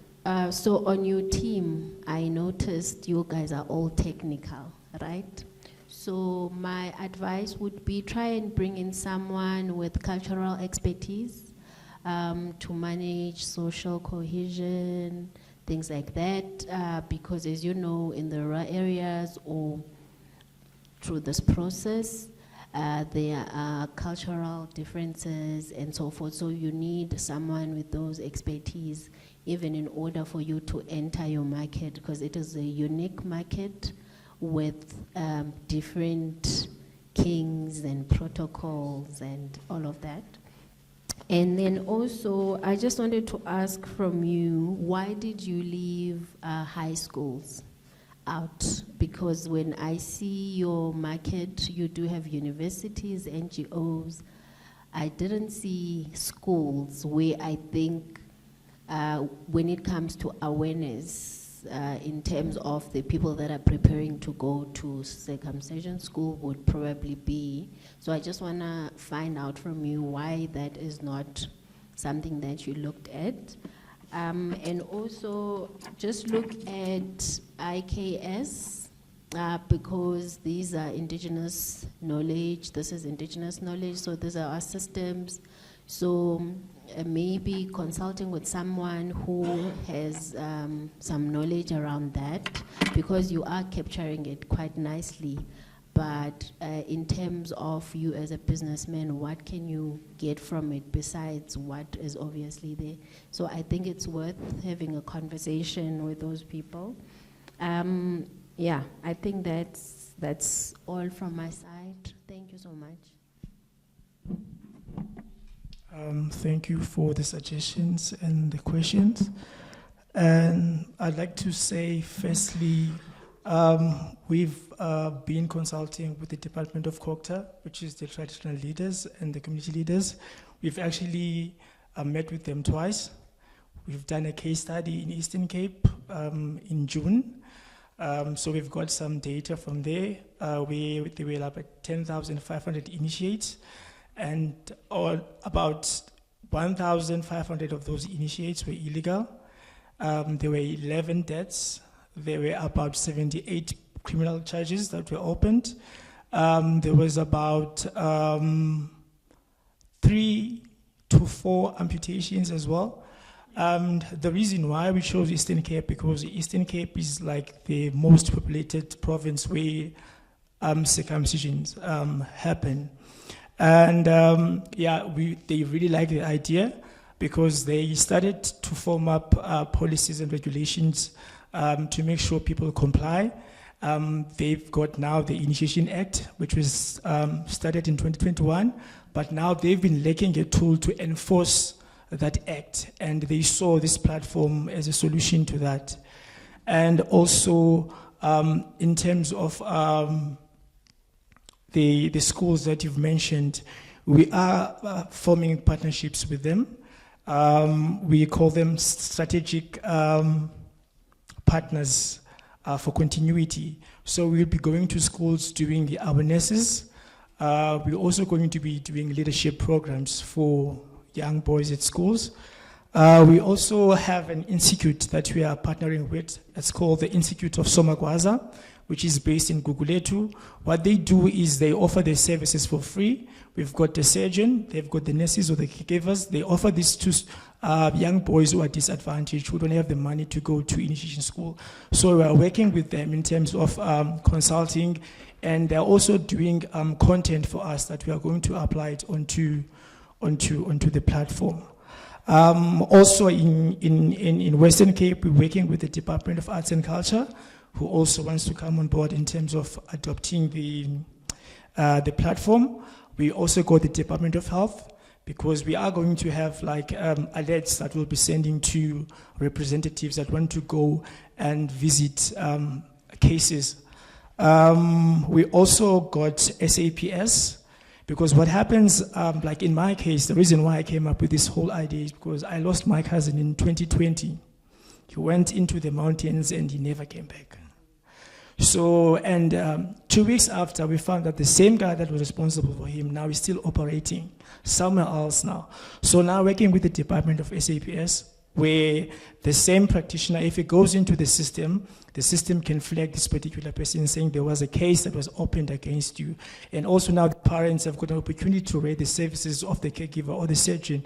And then if you get bad ratings, the Department of COGTA or Traditional Affairs is going to make you lose your license, or you're not going to operate for a specific time. So that's what we've done so far. Thank you so much. So maybe also look at SALGA. I'm not sure the appetite, but I know they do have an innovation fund. You can speak to your UNISA guys. They do have an appetite for innovation for local communities, but in terms of getting those innovations, they are not there, so the money is just sitting there. Hopefully it's still there. So I think it's something that you should tap into. And that's all from my side. You guys have?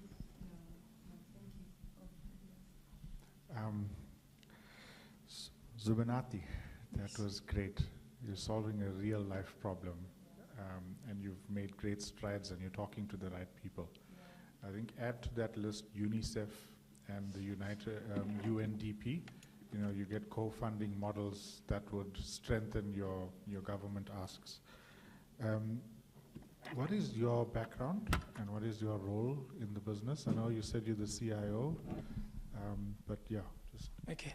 My background is from a digital marketing experience. I'm also a web developer, and I also run a social impact advertising agency, which is called Avalon, which is something that we want to use as a launchpad to launch this initiative. Yeah. Have you built an MVP as yet? Sorry? Have you built an MVP as yet? Not yet, but we are partnering now with KZN Tourism to build something for disadvantaged or let's say disadvantaged tourism companies which lost a lot of mileage during the COVID because they were not digitally equipped. So they're trying to make sure that they catch up with all these bigger companies that were active that time. So we are working with something like that. I think we are on a developing stage currently. And, so the funding that you're trying to raise, is that for development costs mainly? Yes. Have you considered just making a prototype using AI, no-code, low-code, vibe coding?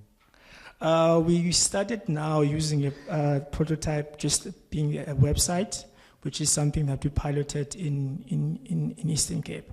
So from the website, we'll be able to quickly move to mobile application, the WhatsApp, as well as USSD.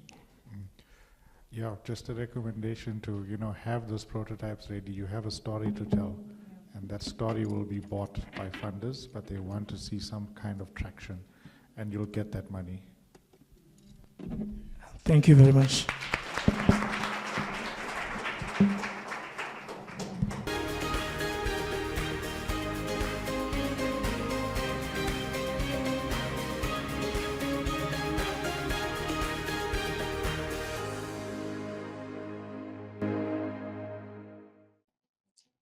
Imagine this, a group of South African National Defence soldiers is patrolling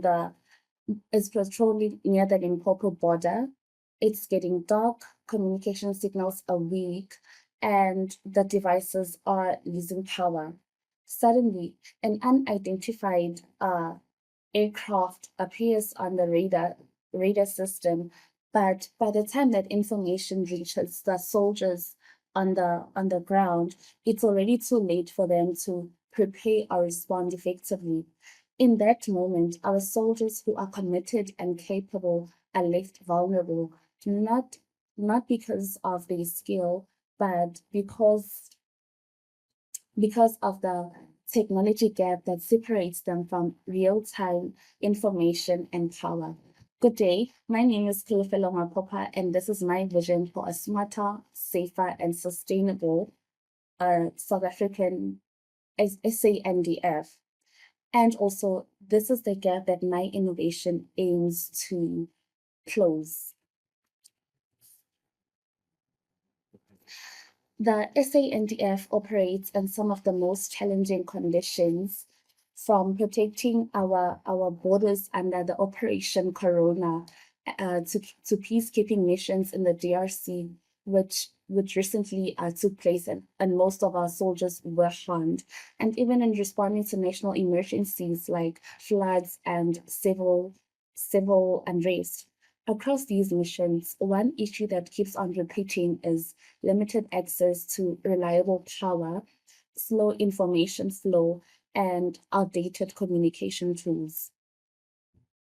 Our soldiers spent days in remote, harsh terrain without consistent access to electricity or secure digital systems.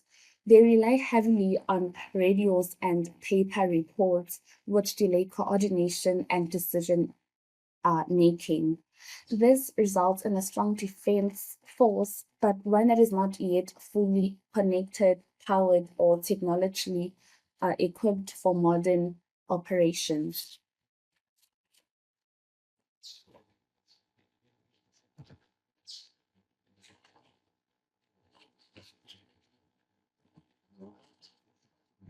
My innovation introduces a two-part system designed specifically for South Africa's defense landscape. The first part is a tactical military operations application, a secure AI-enabled mobile application that improves coordination between command centers and the soldiers on the ground. It tracks troop positions and predicts potential risk zones. It connects directly with the existing radar systems in South Africa, such as the Umlindi and the MSSR.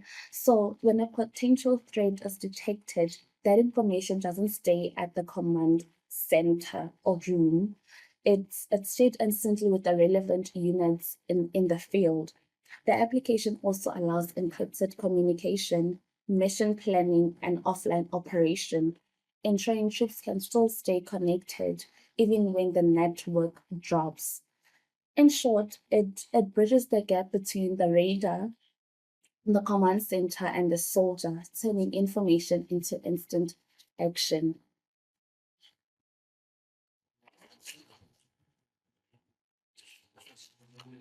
But technology is only useful if it can stay powered. That's where the second part comes in, which is part two, the hybrid solar kinetic charging pouch. It is a lightweight, waterproof, mold-compatible pouch which is worn on a soldier's vest. It charges devices using sunlight and body movement. This keeps the phone with the tactical application as well as the radios and the GPS devices powered long patrols or missions without needing base power or spare batteries. Together, the application and the pouch creates a self-sustainable tactical ecosystem, smart, renewable, and built for African conditions. So let me paint a picture for you on how it works.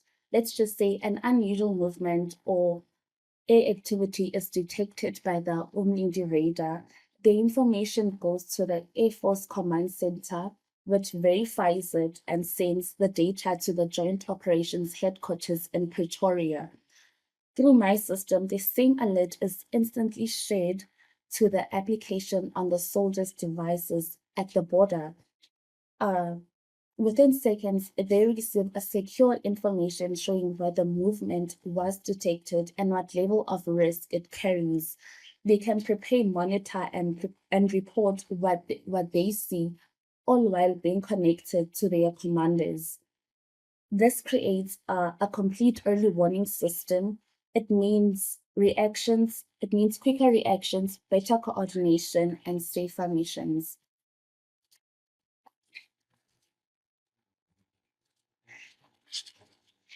The impact of this innovation strengthens South Africa's defense readiness at every level.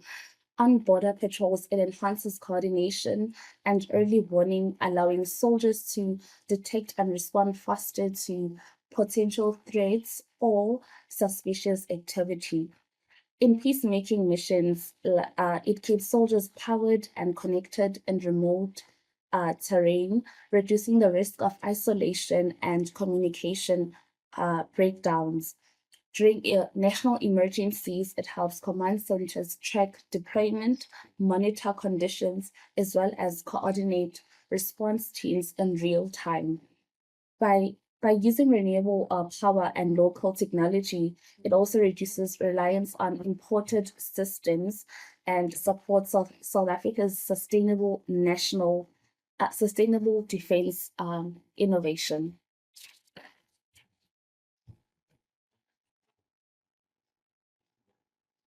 Here is why it is unique and relevant. What makes the system unique is that it's tailored for South Africa, for our terrain, and for our soldiers and our budget. It combines difficult artificial intelligence, real-time communication, and renewable power, all in one locally built system. It's affordable, practical, and scalable to other African missions. It's not just an application, it's a complete field ready solution that gives our soldiers the power, the intelligence, and security wherever they are. In closing, the idea started with a simple question: how can we empower those who protect us and protect the nation at large? With this system, our soldiers would always stay connected, powered, and informed. My name is, once again, my name is Kulefelo, and thank you for this opportunity.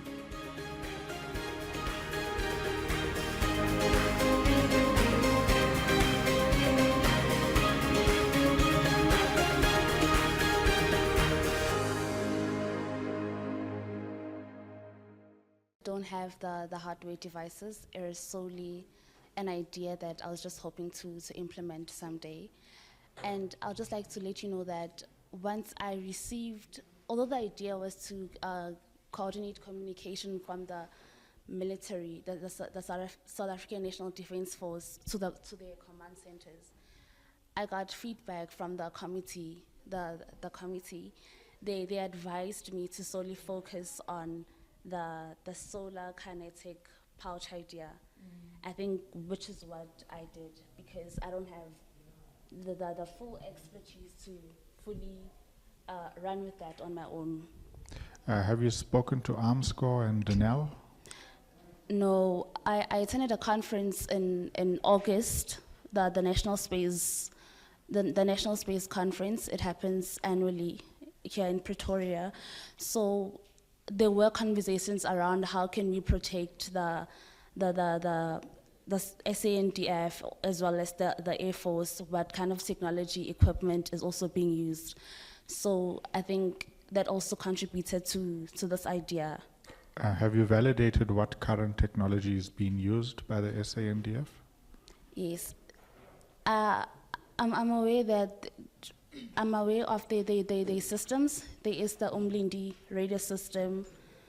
I'm aware of the Umlindi radio system. Mm-hmm. And of course, the the renewable energy aspect that you're bringing into it, the hardware device needs to fit into the pouch. Have you decided what you're going to do with the data? It was going to be, no, I didn't. And I also did not focus on that idea. I focused on the pouch. It's something to maybe incorporate is what do you do with the data that you're getting, because that's going to inform you, that's going to have your insights, and that's going to drive continuity in your business. Yeah, okay.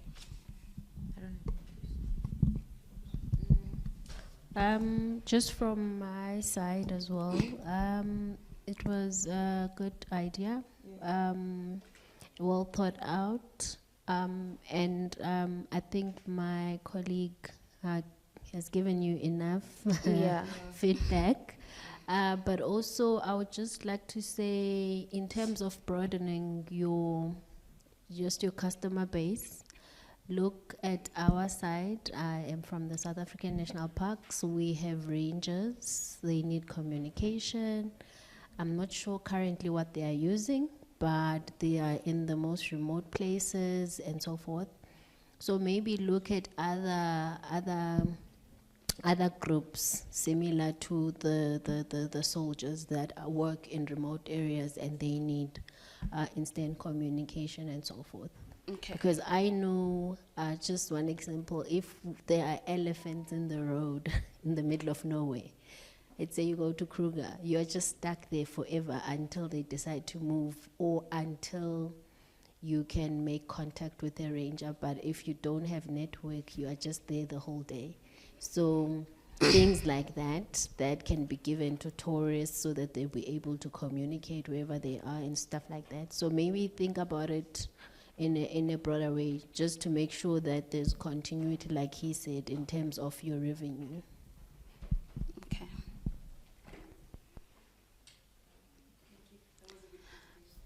I just also wanted to add on the hybrid pouch. So after the feedback I got, I'm like, how can I just solely focus on this as well? I decided that I'm going to design a utility panel, not calling it a pouch, but a utility panel that's going to be attached to the soldier's vest directly. So yes, so the panel works with solar energy and kinetic energy. So it is going to be a two system. The solar surface at the back, as well as the kinetic plate at the back as well. And then in front, it does have a device. It is a built-in device. A built-in device. For me, that device is the emergency help feature that is crucial to the utility panel, because right now, if a soldier gets hurt, be in danger, we can't detect that. So if that soldier, maybe if I create a scenario, they press the emergency button, and then so that we as the maybe command centers or the team, we are aware that it is not a false alarm. That soldier also needs to put in their fingerprint as to confirmation that they are hurt or they are in danger. And if the fingerprint does not work, we have a 4-digit PIN that they can also include there as to confirm that it is not a false alarm, that they are in need of medical assistance. And through that, once that has been reactivated, that can be sent to the nearest team, or that they are operating within the region or station. Yeah, I just wanted to add on that. Do you know how much that would cost to have a prototype? Yes, it was 280 to test and develop the prototype. It was going to be 280,000.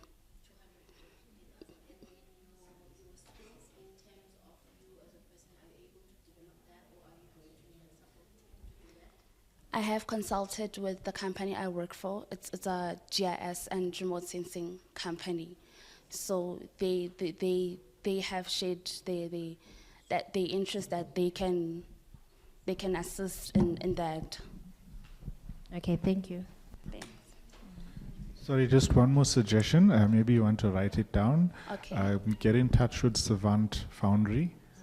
They work, Savant Foundry. They work with hardware devices, and you might get funding from TIA for the 280,000 that you're looking for. How do you spell it? SAVANT.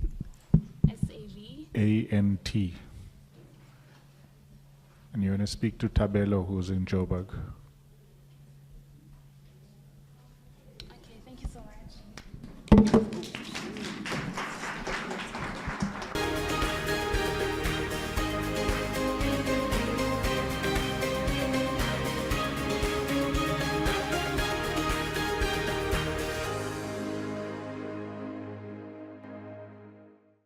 Greetings, everyone. My name is Dr. Mabongi Jessica Ngalungu, and today I'll be presenting my pitch deck called Siyashesha.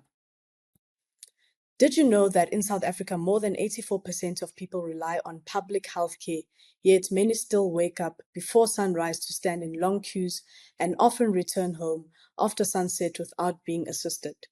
For millions, the journey to care begins in the dark and ends in the dark. Siyashesha means we are fast. Our vision is a South Africa where accessing care happens in daylight with dignity, certainty, and respect. Background: my purpose began with a loss. At age 17, my grandmother was diagnosed with cancer.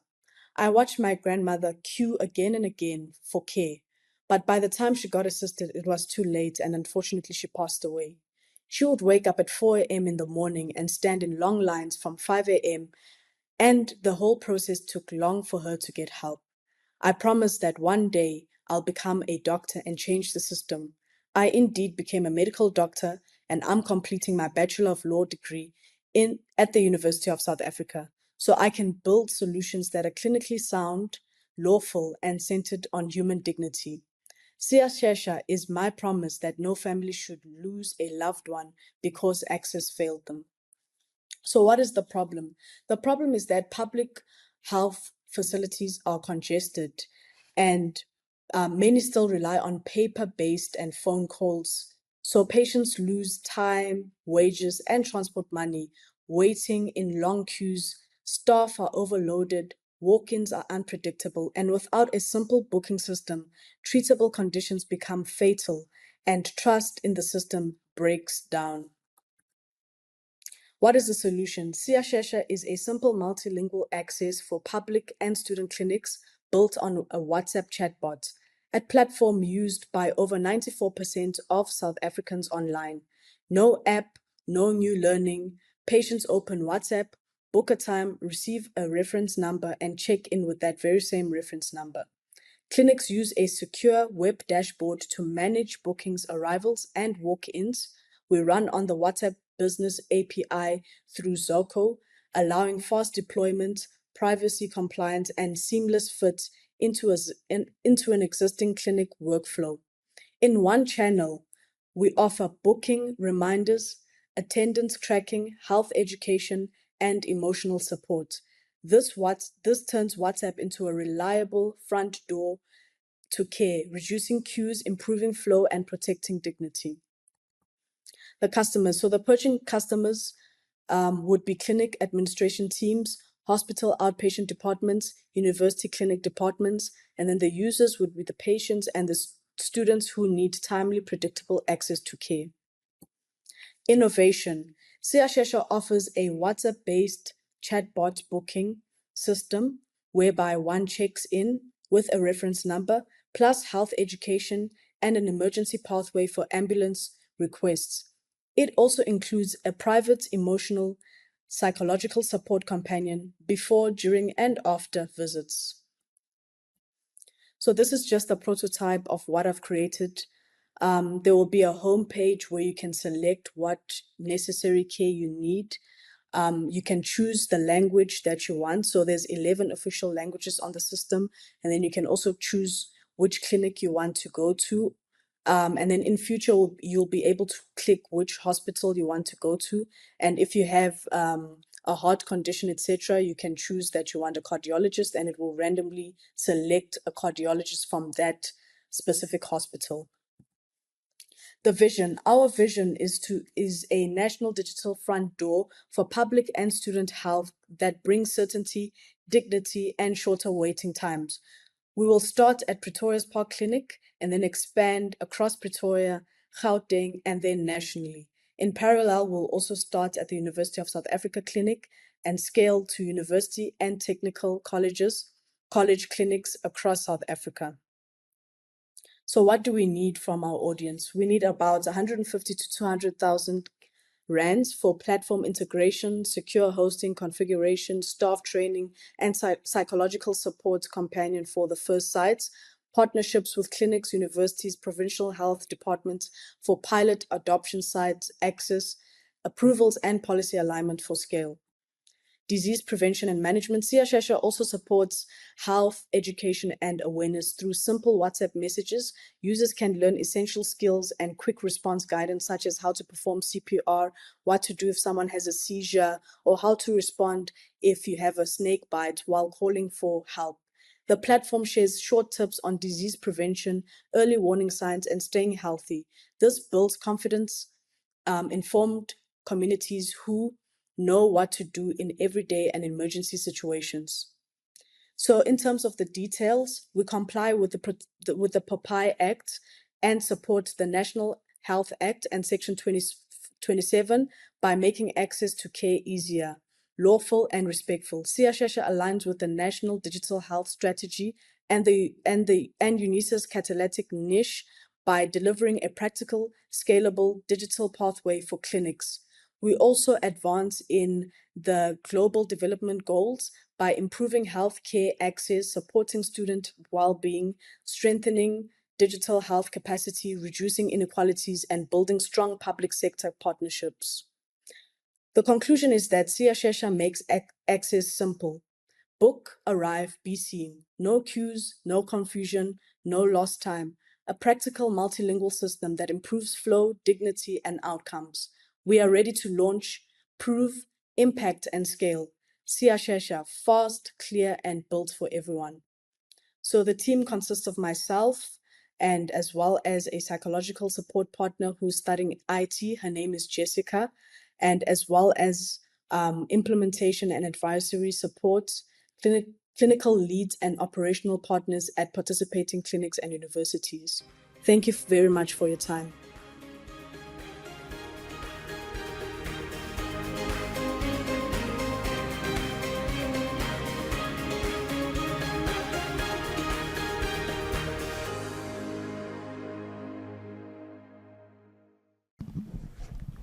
Okay, greetings everyone.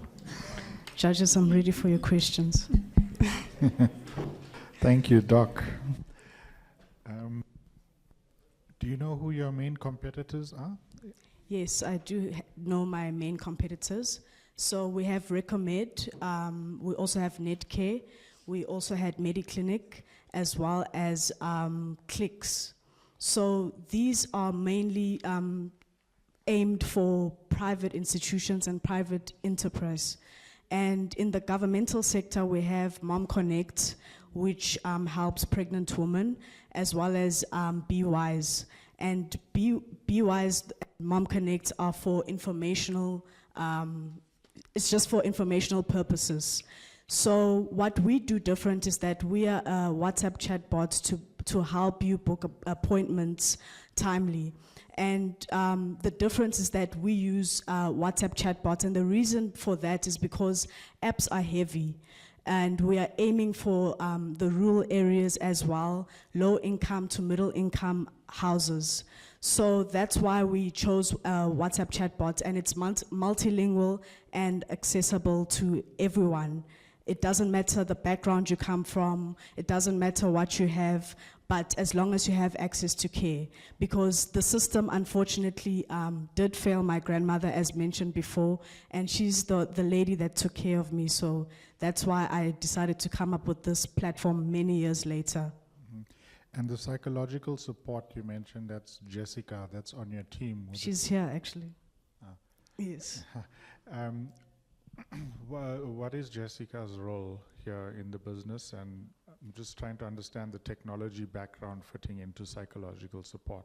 Okay, yes, so Jessica is creating a Pathfinder Connect WhatsApp chatbot that helps people with mental illnesses such as anxiety and depression. So it is already automated, so if you have a question or if you have any difficulties, you can communicate with that chatbot. So for example, many patients also don't have the support sometimes. Sometimes they are alone and they don't have anyone to talk to. So at least with this platform, they will be able to talk to someone, at least in the meantime. Some students even feel embarrassed as well, because I'm targeting students as well. They feel embarrassed to go talk about it to anyone. So maybe the first step they can do is talk to the WhatsApp chatbot. Where does that WhatsApp chatbot draw data from? Okay, so I'm working with a WhatsApp API called the Messenger Network. I plan to work with them, and basically they use CRM, which is customer relationship management, through a cloud and Google Sheets. So then the chatbot will be created by the WhatsApp API, which is the application programming interface, and they will be able to generate and prompt how the chatbot would work. And then everything else would be stored in the cloud but this is for the appointment specifically, where there will be a dashboard that will be stored in the cloud, and the nurses and the doctors, the nurses and the administrators can have access to it. What I mean is the psychological support, where what psychological support data is being used? How is that chatbot giving advice, for example? Where are they getting the data from to give ethical, legal, health advice? So obviously it will use World Health Organization, will prompt it to use World Health Organization and HPCSA standards and guidelines, as well as emergency guidelines. So I also mentioned that there's a chatbot that you can ask in terms of emergency. So when you have an emergency situation, so for example, last week my grandfather actually had a stroke, he had stroke symptoms, he collapsed on the floor. So everyone was panicking and didn't know what to do. And in that moment, the ambulance is far to reach. It can take approximately 40 minutes to come. So within that moment, you can actually ask the chatbot what to do in terms of a stroke, what to do in terms of epileptic seizure, etc. So, for example, in a stroke, you're not actually allowed to give aspirin because there's two types of stroke. There's the ischemic stroke, which causes blood clots, and there's the hemorrhagic stroke, which causes bleeding. So with the hemorrhagic stroke, if you give aspirin, it will cause more bleeding. So stuff like that will make sure that we use very safe measures to make sure that the chatbot prompts proper and accurate information that is used through history. Will check. I'm not a tech person, I'm a law and medical person, but I do have a team that is, besides Jessica, there is Roman as well, who actually created the chatbot for me, and there's Polina Kulakova, she's sitting there, she's also the advisor. So I will sit with my team to check what more we can do in terms of how the chatbot actually works. Okay, thanks. Thank you so much, Dr. MJ. I'm interested in hearing a bit more around how you intend to generate an income. You may have mentioned it, but perhaps can you elaborate on your various revenue streams or your revenue model as a whole? Okay, thank you very much for the question, Doc. So I plan to generate my income via monthly subscription fees. So for example, a small clinic, testing 1, 2, okay. A small clinic can have a capacity of 100 patients. I don't know what's happening with the mic. Am I audible? Okay. A small clinic has a capacity from 100 to 200 patients. So that clinic will charge them 15,000 Rand per month. And already the WhatsApp network API that I'm working with, they're charging 7.7 standard fee for large. So if you want to create a chatbot for large companies or large facilities, so the 7.7 is standard from them, and then they do give a 10% discount with that. So then for small clinics, it will be 15,000. And then for medium clinics, it will be around about 18 to 22,000 Rand. And then for hospitals, so medium clinics take about 300 patients a day. And then hospitals take about 400 to 900 patients a day. So that will cost around 25,000 to 35,000 Rand. And then for the university facilities, it will cost around 25,000 Rand to cover for mental support and clinics and etc. If you have, for example, if you want to do family planning, contraceptives, etc. So those are the types of things that we will. That's how I generate the income. It's monthly subscription fee, and then with the hopes that. So I did write it down here. The return on investment. So if there's 4,500 facilities, right? Because there are 4,500 public clinics and community healthcare centers. And then in terms of the public hospitals, we have 400 public hospitals in South Africa. And then in terms of the students' facilities, so universities, we have 26 universities, as well as TVET colleges, which is 50 plus. So combined, all in all, it will be approximately 4,500 facilities. And if you can multiply that by 15 to 35,000 rand per month, which is my monthly subscription fee from different facilities, that will generate a revenue income of 675,000 rand to 1.5 million monthly. Yeah. So that's my aim. Yes. Thank you so much for the presentation. So usually when you're working with, I'm audible. Usually when you're working with health tech, especially in South Africa, the biggest market obviously is the government. And also the solutions are for government hospitals and clinics, which in the beginning of your presentation, that is what you were alluding to. But in terms of the red tape, we've got the PFMA, which you know. So there is no guarantee that you would get that tender for you to be able to give the services to government. So what I would like to do is just to caution you guys and your team to rather look at the private sector space, not saying not look at government, but with my experience and specializing in the health tech space, it's very difficult to enter that market. And also because in terms of advertising what the department needs, or the clinics or the hospitals, it's very generic. So they wouldn't go as far as to explain your innovation to the T. They will just say they want a management system to do this and that's it. So you find that you've got other competitors that are in the space, which can be really discouraging. So I would like to caution you guys and your team to look at, maybe you can, what we have done in the past when I worked with entrepreneurs, we looked at piloting.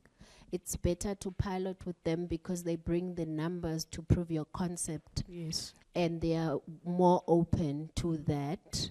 And then in terms of your revenue model, you look at then the private space once you have proven the concept, right? And then I think that would be better. But I love the fact that you're using WhatsApp. Most of the applications I've seen, it's very high tech and it takes time and so forth. And also look at the township space, because I've heard the similar challenge in terms of when a person has an emergency, health emergency, it takes long for the ambulance to get there. And also in terms of the numbering of the houses, they don't really have proper systems so that the ambulance can get there in time. So in the suburbs, you'll get number 1, 2, 3, and 4. But in the townships, apparently you get 1 and then 10 next to 1, and then you get 100 after that. So the ambulance doesn't have a way of identifying where they're going. So I think something that you can also look at. But all in all, well done with you and your team. Thank you. Just to add to that, yes, I do agree the townships is what I'm looking at, actually, because that's where my family is from. And when my grandfather collapsed, it was in townships. So in terms of if there's hope and there's red tape and everything, I do agree that yes, it is going to be challenging. However, last week I did see 2 ministers of health. So I saw the Minister of Health South Africa and the Minister of Health Russia. Russia is where I actually studied medicine. So there will be meetings to try to make this, to establish this in real life, because it is a challenging problem that we have in South Africa. And with time is very essential. So time is money, but in healthcare, time is a matter of life and death. So we need to push, we need to try to the best of our ability to make sure that, these things happen. And in terms of the piloting, yes, I do agree. That's why I'm trying to work with the universities so that they can see a proof of concept. And when they see the numbers, they can be like, okay, no, this can actually work for big facilities. And also in terms of piloting, so there's a clinic called Pretoria's Park Clinic, and the nurses there have given positive feedback to say that, we really have a problem with this. The reason why I'm choosing Pretoria's Park Clinic is because geographically it's the closest hospital near me, clinic near me. So it can work. I know there's red tape and everything, but everything is possible. Thank you.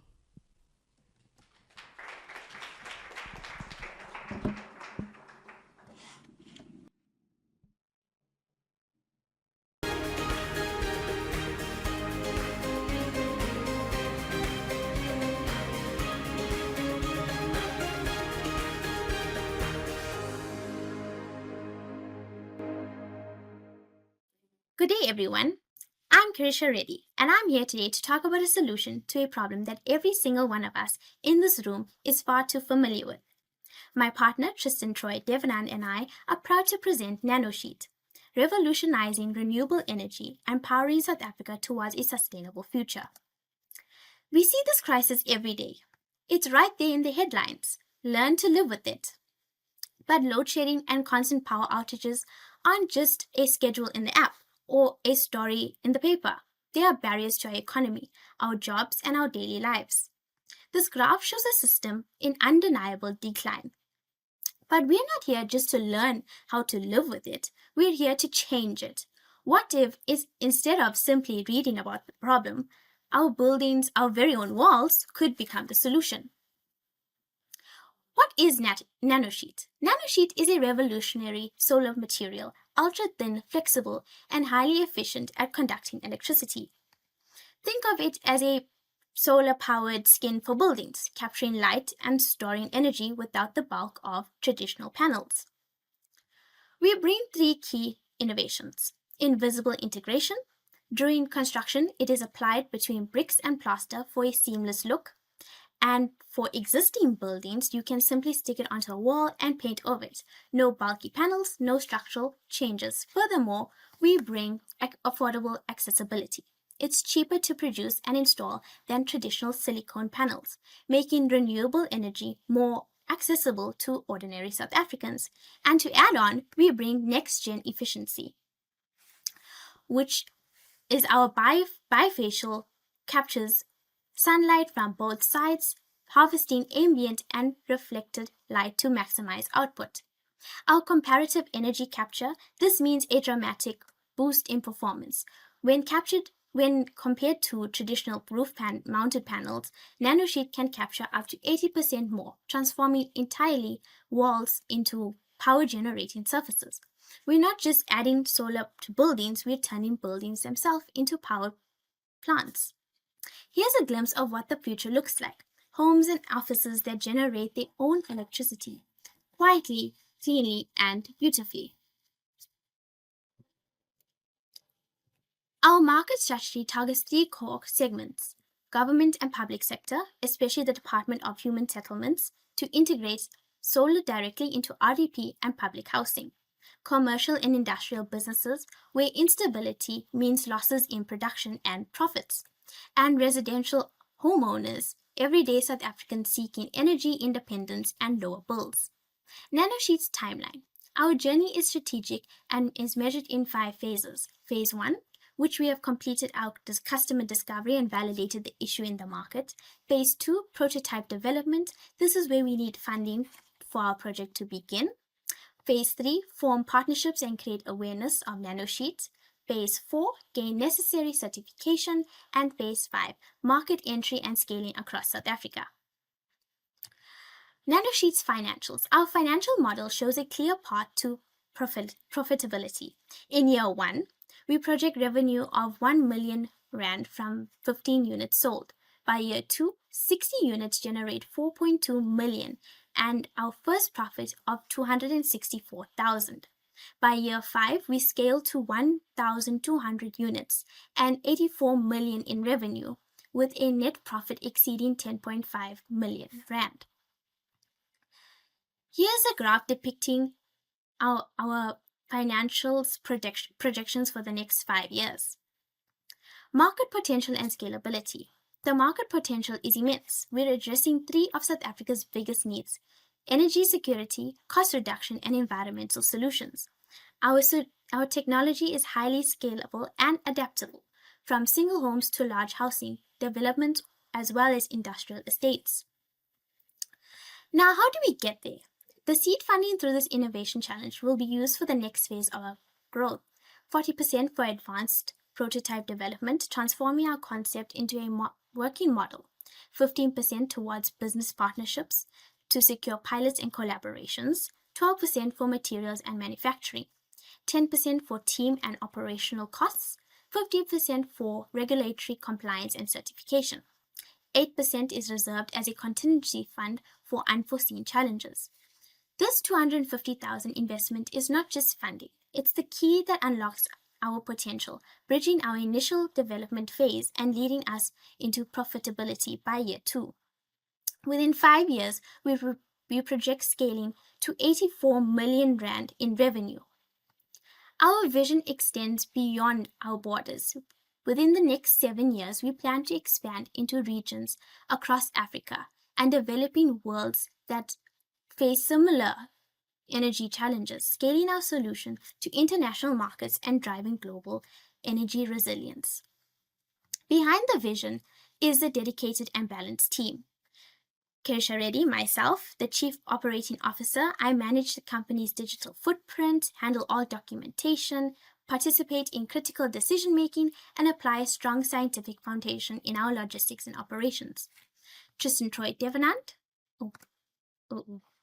is our Chief Strategy Officer. He leads business development and strategic partnerships, manages external communications and stakeholder relations, and oversees outreach, negotiation, and comprehensive operational execution. Together, we bring technical insight with strategic vision to make nanosheet a reality. We invite you to join us in revolutionizing renewable energy. Together, we can power a brighter, cleaner, and self-sufficient South Africa, one wall at a time. Thank you for your time.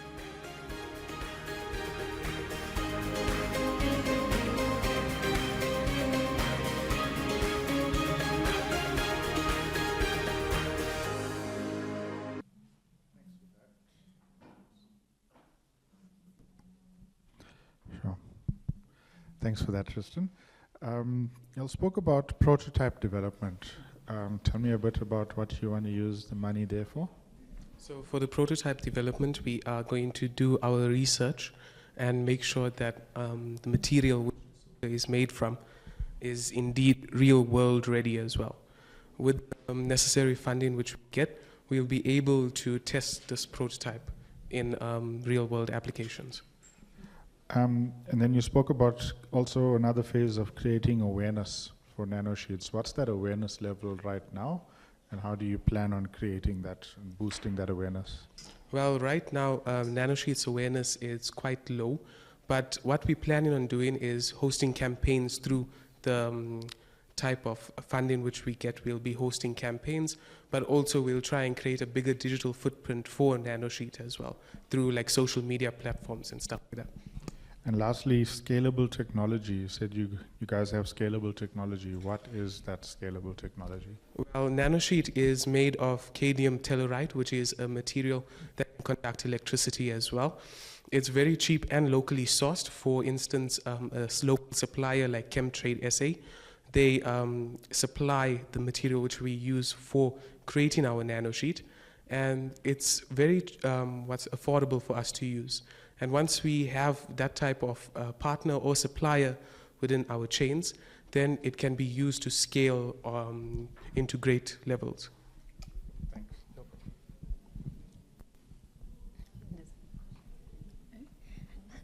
Hi, thank you so much. I just want to find out, I already have a house. Do I need to peel off the plastering to get this solution? What happens if your house is already there? Okay, so if your house is already there, it's basically like a sheet. So you can wrap your sheet around your house. It works by modules. So like there's each segment around your house, which the, which the local installers, which we want to train through nanosheet. So we can also create job creation in that manner. You can put it around your house in segments, and you can put plaster over it or even just paint, because it'll be able to capture the sunlight, but also the heat inside your house, which you generate and comes through the plaster and the blocks. It'll be able to absorb and capture that heat energy and solar energy and contain it within the solar battery. Thanks, Tristan. I don't have any questions, but perhaps I could ask if you could share around the skills that you've got as part of your team who are able to execute something like this. Is there someone who's got the technical skills to be able to produce these nanosheets? Well, currently I studied power systems, so I do have a background in electrical. I've studied power systems, DC and all of that, so I do have a good background in nanosheet itself as well. And I do have the necessary contacts for reaching out and getting more feedback and advice and how to make us better as well as a product. In terms of your IP? Well, in IP, we in processing. We currently in the inventor assistance program. So we going through that, and they have required documentation from us so far. And by the end of this month, they're going into their last panel meeting to discuss for IP given to us. Thank you very much.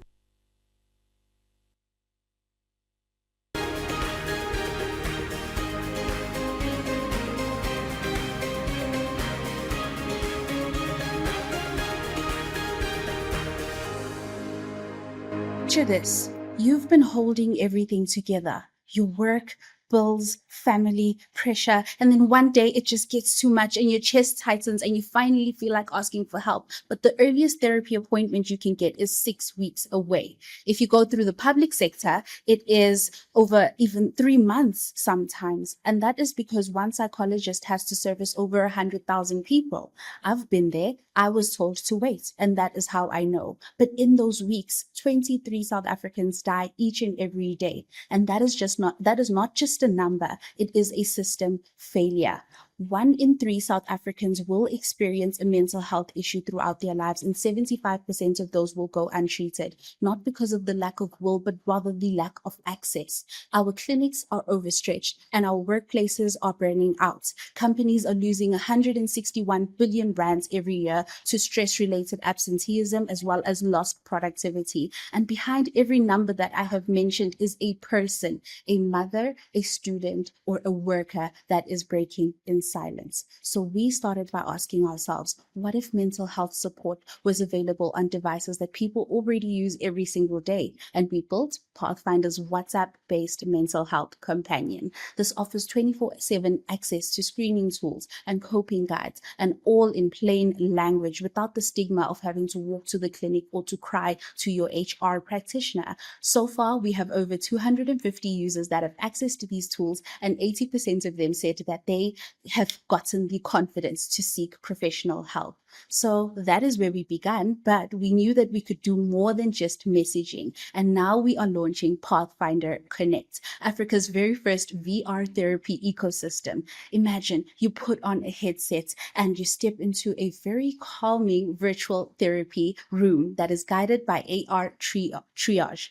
tools that were built by clinicians and localized for the South African market. We are not replacing therapists. Instead, we are extending their reach. And this is how it works. Users will start with an emotional check-in and screening on WhatsApp, and then they move over to the LLM, which has been trained on the NHS triage model, and it categorizes the risk from high, medium, and low risk patients. After that, if you use certain trigger words, your chats will automatically be redirected to a professional who can assist you in real time. For the human support element, we do have psychology and social work graduates that offer live counseling under supervision, of course. And for the lower risk users, there are VR sessions available for plug-in. This provides a guided healing experience for patients that may be experiencing grief or want to deal with their phobias. And lastly, there's an anonymous analytics dashboard that will track the well-being trends within an organization and send it to the employer. So basically, the AI is listening, the human is guiding the session, and the VR helps you heal. And this is how we create a continuum of care. Now, it's not just another mindfulness app, because we have built the fortnight of mental health in South Africa that is an easy plug and play for EAPs. And our headset is offline first, multilingual, and low on data. We also train psychology and social work graduates, like I mentioned, so that we create jobs while delivering care. So far, we have secured partnerships with African technopreneurs for the hardware and with Workland for the software development. We've also initiated the compliance guidance from the HPCSA, and we've signed memorandums of understanding with both the Child Welfare Organization and a learning center. We have been funded not once, but 2 times, with a third grant kicking off in January of 2026. So that's in partnership with the MasterCard Foundation and the African Leadership Academy. We also have access to data that is data sets that are ready to use through the Mental Health Data Prize that we participated in 2023. So as we're gearing up for pilot testing, we're also in partnership with a private clinic in Pretoria and some networks within the DSD in Diepsloot. So the technology is ready to use, the data has been verified, and the partnerships are in place to get the job done. The market opportunity that exists in South Africa within the EAP market is at 5.5 billion at the moment, but growing very fast. VR therapy alone is rated at 3.9 billion rands by 2030, and African market remains untapped, which creates the perfect gap for our model. And the margins that we have set so far are at 80%, and we're projected to break through at 1,000 subscriptions after 24 months.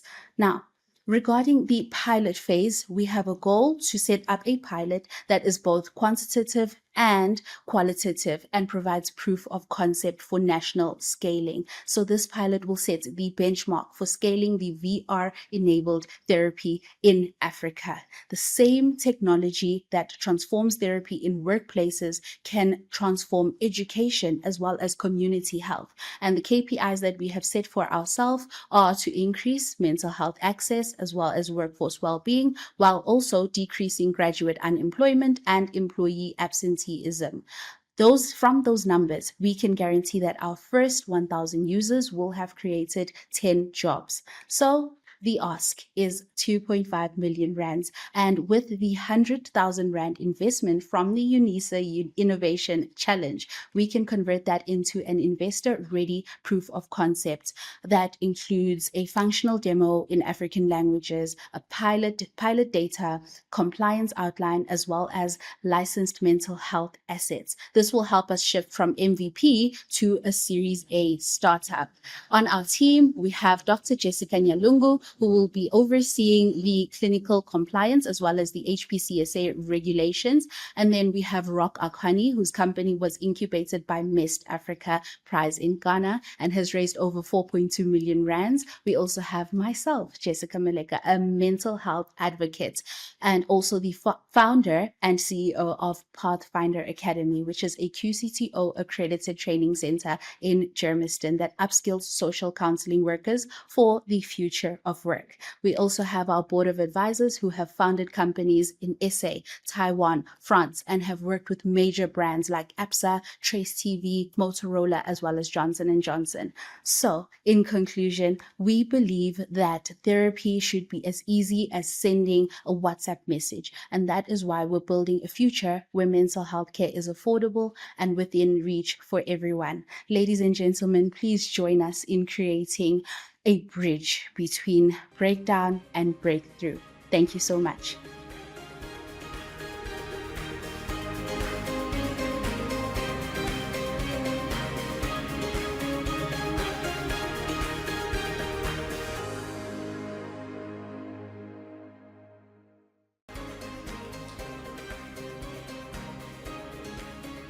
Jessica, I don't have a specific question. I want to just congratulate you on a good presentation, but also just the traction that you've been able to get so far over the past 5 years.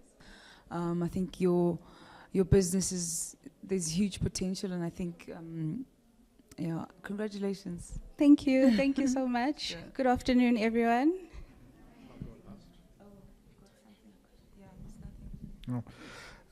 Yeah, great presentation. I know some of your team, Rock, is part of my AI Readiness Accelerator. Really amazing. So I've worked with some of your talent, so I know you've got talent.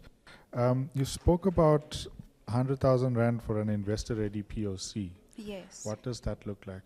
So that is us going from the WhatsApp chatbot right now, which we trained the LLM on data sets that we got off of Kaggle. So it's a mental health analysis as well as conversational data sets that we downloaded and the MIT predictive model.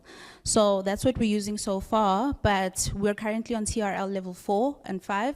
With 100,000 Rand, we can take it to a TRL level 7 where we're testing in a spaced environment. So in either an EAP or a university, the technology, also the language translation APIs, we'd like to get access to that too. So it does need to be refined, but the prototype is available on WhatsApp.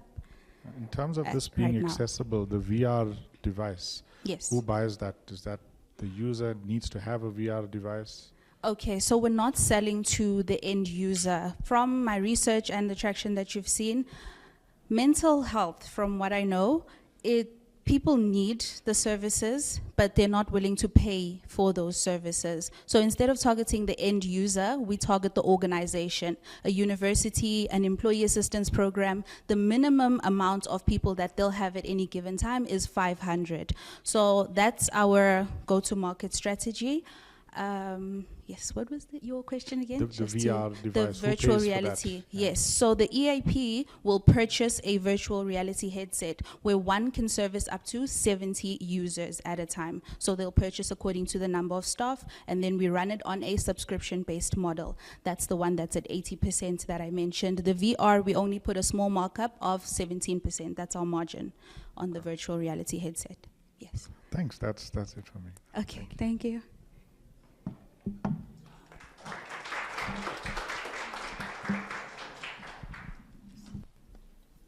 Well, thank you so much.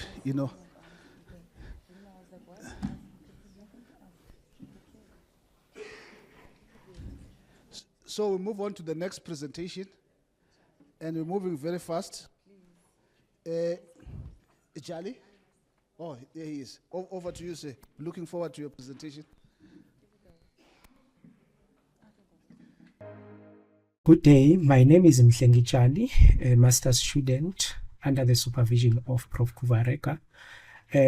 I'll be presenting today virtual reality labs. Okay. In most township, rural schools, learners have never touched or seen a test tube or seen an actual real chemical reaction. Our VR lab simulation enables the Department of Education to expand access to practical science education in under-resourced schools. By providing a virtual lab-like experience, we reduce costs of infrastructure, which cost like millions of rands, while improving STEM engagement and performance to students. And most township and rural schools don't have labs. Over 80% across South Africa. It is too expensive to build and maintaining them.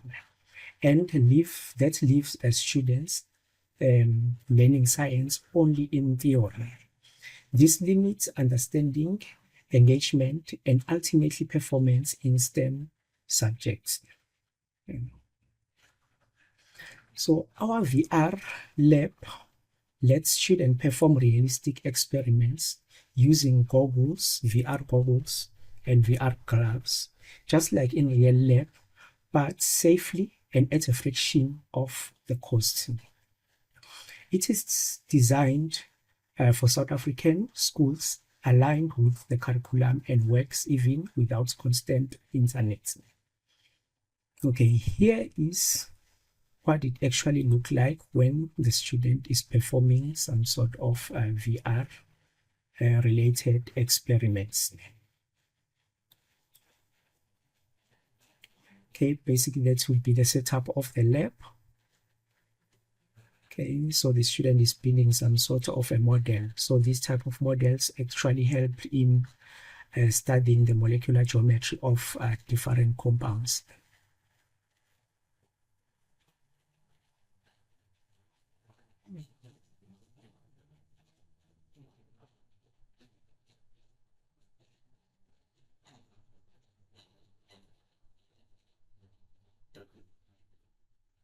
Okay. So the student can move around in a virtual lab.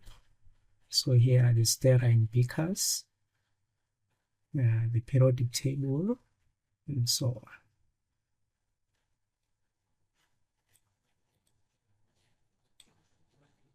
Okay. The Department of Education needs practical science access but faces high costs and safety risks. Our VR lab directly solves that, offering a safe, affordable, and engaging way to learn science. It fits perfectly with the need for adequate and modern STEM education in South Africa. For our vision to work at scale, partnerships are key. So we are collaborating with global VR content leaders like Labster, Mel Science to bring high quality simulations into South African classrooms. Hardware providers such as Meta, Google, make the technology accessible at different price points. Locally, we align with the Department of Education and UNISA to ensure full curriculum integration and impact measurement.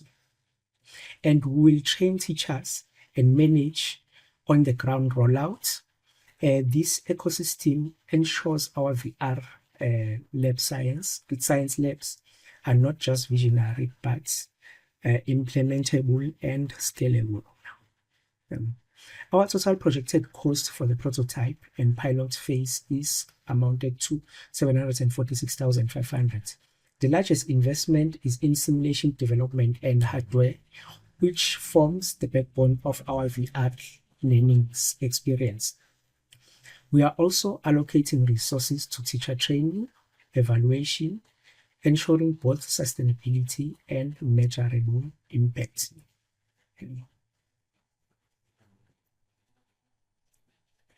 We'll start with mobile VR lab pilots, maybe in 5 township schools, to test and refine our model. Next, we'll launch fixed VR labs in 10 high schools with our education partners. The final phase is national scale-up, integrating VR labs into Department of Education curricula. Our pilot will reach 500 plus learners, scaling to 5,000 plus annually, improving engagement and STEM results. We will use a shared cost model, mainly funded by the Department of Education and other sponsors, with schools maybe contributing roughly 10%. Revenues will come from government partnerships, CSR programs, and content licensing. So low maintenance keeps costs down, and in the next 5 years, we'll expand into physics and biology and mathematics kind of simulations.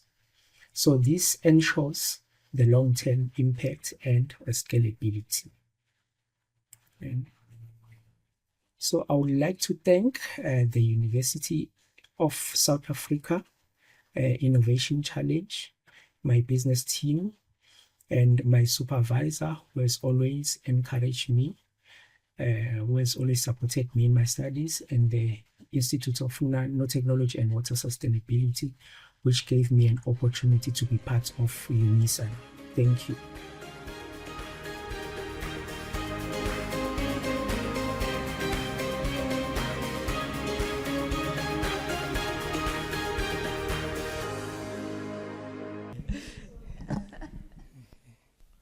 Thanks so much for that. How do you plan to roll out these VR devices to schools? You know, you're speaking about a lack of infrastructure in the labs, but this VR headset is a hardware, it's infrastructure. Who's going to fund that, and how are you going to roll that out? Yeah, we're hoping to get funding from government, and specifically Department of Education. So what happened, you find that like designing the whole lab for actual experimental setup, it's very expensive, and also to buy the chemicals and all those things, it's expensive. But VR, it's at least a bit less expensive. So what I was thinking is that initially it's gonna be some sort of a mobile car. It's some sort of a prototype where we just do the walk-ins in schools. But then later on, we want to actually do some sort of an infrastructure using the buildings that are already there, just to do some modification and build some stations for the VR tech. Okay, thanks. All right. Okay, so I think also look at South African Breweries Foundation. They do fund social entrepreneurship. I have worked with a startup which had a similar, not your VR innovation, but something in edutech. They did fund them multiple times. So I think look at that. And also look at the Nelson Mandela Bay Development Agency. They do school science, I don't know if you call them classrooms or what, but they do have people traveling to different schools to provide the service. But I know they use the old-fashioned type of intervention where they have the test tubes and all of that. Maybe they would be looking at partnering with you to be able to bring this.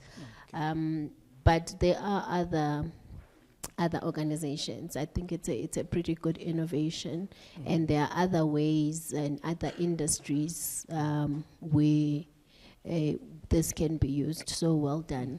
Yeah, thank you so much. Yeah, just to add, even University of Pretoria as well, they do some simulation with the mining. So yeah, so it's more like they are moving toward the safety kind of things. So do the simulation and then do the actual thing after that. So. Okay, no, thank you. Oh, sorry, again, the first one that you said. The first one was the SABF, so South African Breweries Foundation. They usually have a call every year. They fund over R1 million. So you should, and they're pretty generous, so you can go back and go back and go back. All right, So it will be a good one. I just wanted to say, on your innovation, just be mindful of your revenue stream. Because in the edutech space, I know initially there's traction, and in terms of corporate sponsorship and funding, because, and also private schools, they would like to pay for something like that. But in the long run, it becomes a bit of an expense for parents to continue with it, and also the time that is taken off by teachers to train on your innovation to be able to implement it. So maybe you can look at how you can bring more efficiency to that part. But overall, well done. Yeah, no, thank you. Yeah. Thank you so much.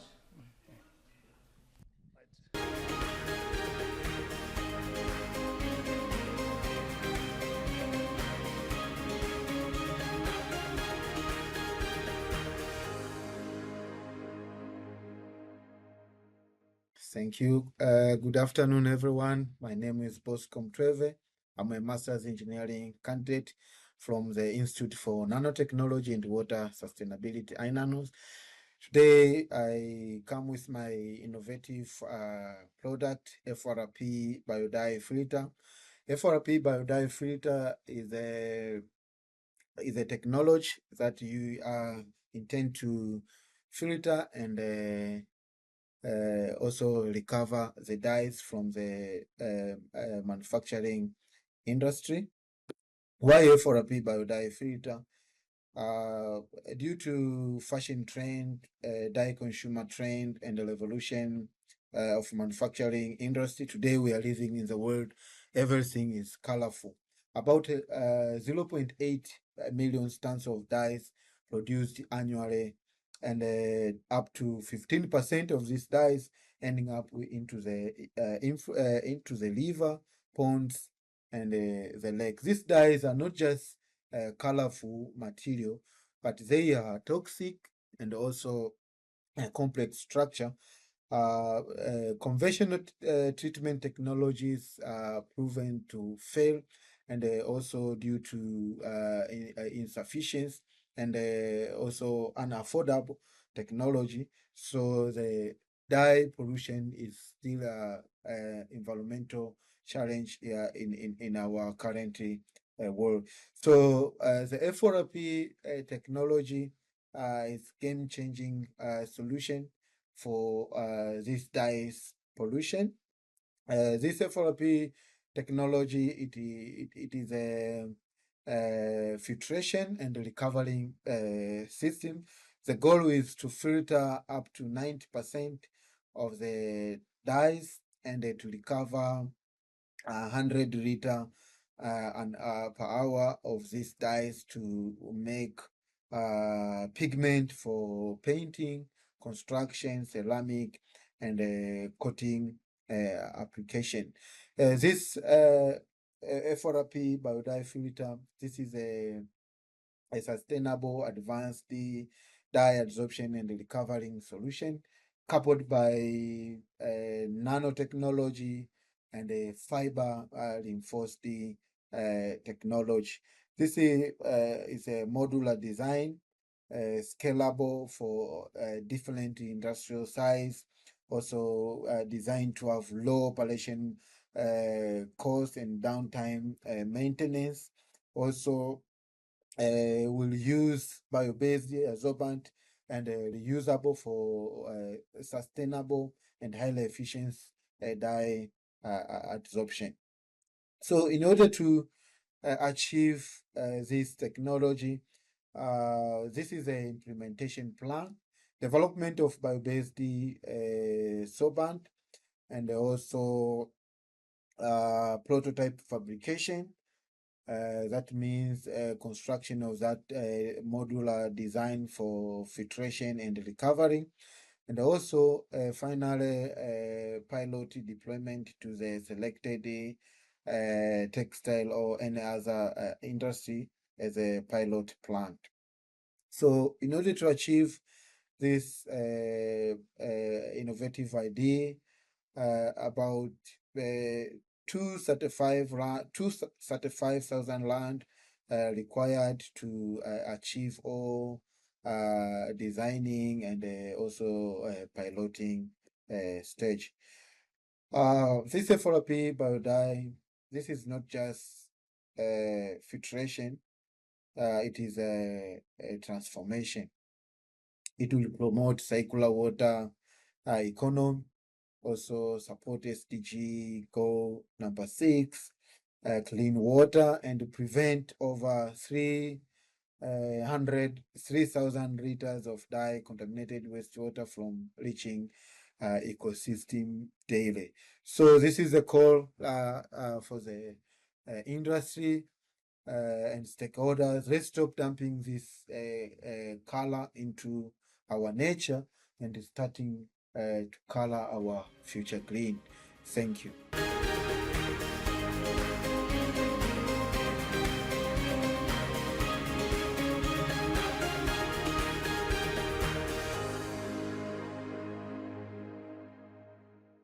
Hello, everyone.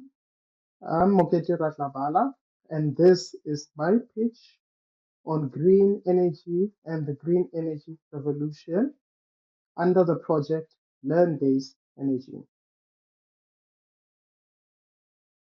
The Learn-Based Energy project began when I was still in TVET college, when I was doing my N6, and we had to come up with certain types of ideas for assignments that I decided to build an energy monitoring system that can get data in real time. That's where the land-based project began. And from there, over a few years, the land-based project has been, built through multiple, institutions whereby their labs were utilized, such as, the VIST Hall were utilized to build this technology and also to get it to a stage whereby it can actually now be ready, be available, and be used by the consumer. So, what is this project? What is Learn-Based for all the people out there, part of the UNISA innovation? This project is about building a device and a software system whereby electricity can be saved for individuals, for companies, organizations, and institutions. This would allow them to save on costs that keep growing every single year. With having this vision and goal of at least helping to reduce the costs and the carbon footprint by 20%, this will also mitigate the long-term cost that companies, individuals, and institutions suffer when it comes to the ever-increasing electricity price. And now we are going to look into the fundamental problem that this technology solves. This technology solves the overall equipment and also efficiency within buildings and also industrial sites, whereby you have this issue whereby whenever the electricity is not monitored, the understanding on how efficient these facilities can be is never understood. So whenever problems arises, it's always late in order to fix them. And also looking into the environmental impact, excess carbon emissions that can be reduced, and cloud-based technology. Being able to be a business person somewhere in Europe or a government official in a meeting at the World Economic Forum, while being in a position whereby you can sit there and say, how is the institution or the company that I work for is utilizing their energy wherever you are, no matter what time it is, so that you can always be on the pulse of that information. So this is the solution.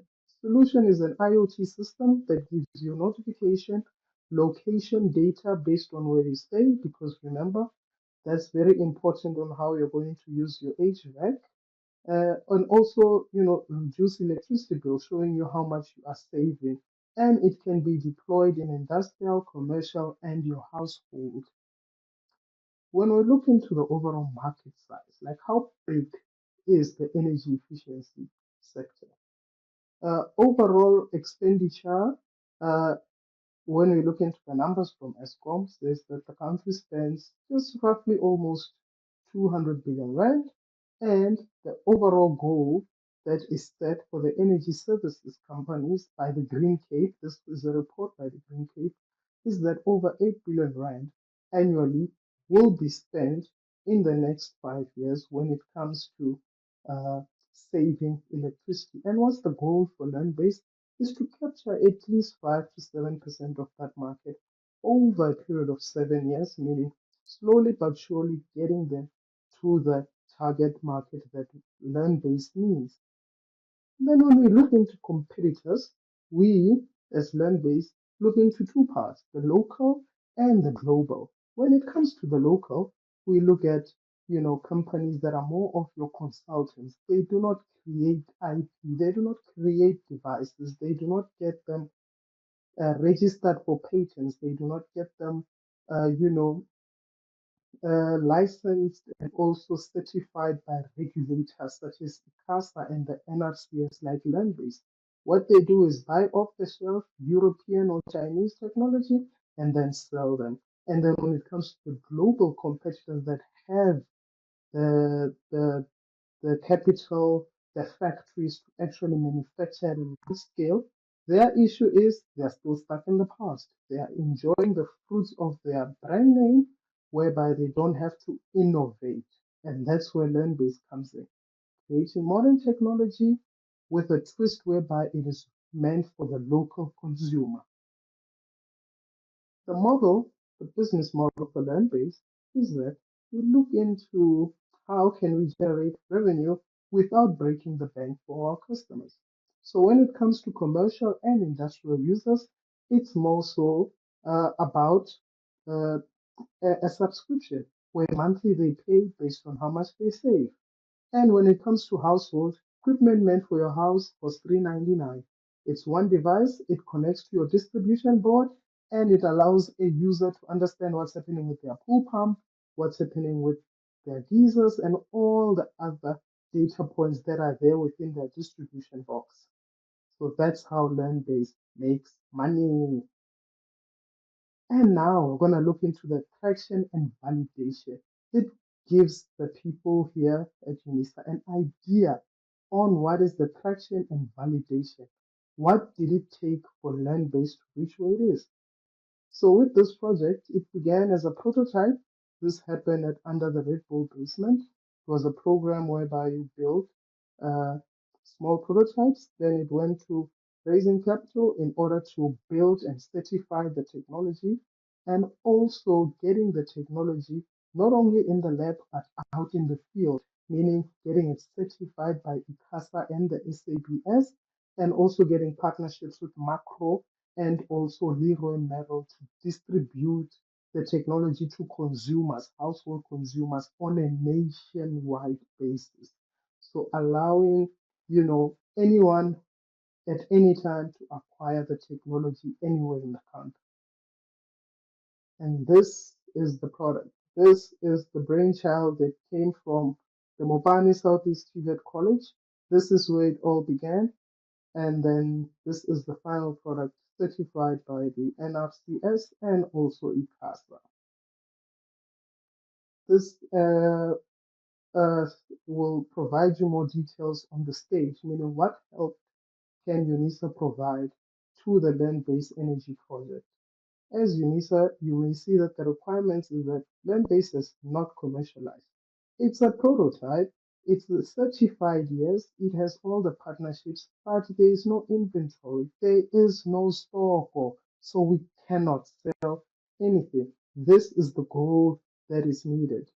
Business development, the required inventory. This is what is needed for land-based in order to get to that phase whereby it can grow, it can scale, and it can be in that position whereby uh, even you guys from UNISA can buy the equipment for your homes, for your small businesses, your side gigs, install it, get it up and running, and also utilize energy savings mechanism. On the technology side, it has all the certification and it has passed all the tests locally and international for both the hardware and the software. I would like to say thank you. My name is Mukete Ratlavala. I am the creator, I am the developer, I am the builder of the land-based energy project. You can see my details over here. Just hit me up, give me a call, send me an email. I'm available at all times. I thank you.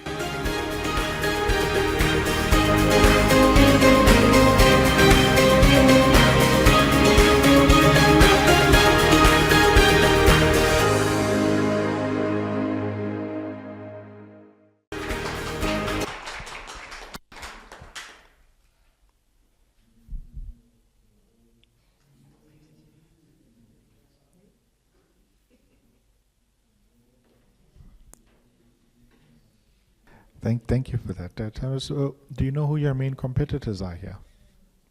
Yes. When are you saying here, you mean in the country? Yes. Yes. So locally, the main competitors are usually your larger consultants, including those like KPMG. But the service that they provide, it's more on using off-the-shelf technology and then deploying it at sites. The price gets to be a bit high, and also the service is not, specialized for the end users. So those are the main competitors locally, and the goal is to work with the main competitors because we do have a localization mandate in the country. They don't have technology, they have the brand, they have the skills, they can use this to actually get more contracts on their side and pass all those check marks. There are also a few startups in South Africa. There's one called SmartView Technology. Just have a look at them. They're based in Cape Town, and also maybe just speak to Savant in Cape Town. Yes. They are hardware founders, investment company. You'd be able to get funding from them. Oh, thank you very much for that. Thank you.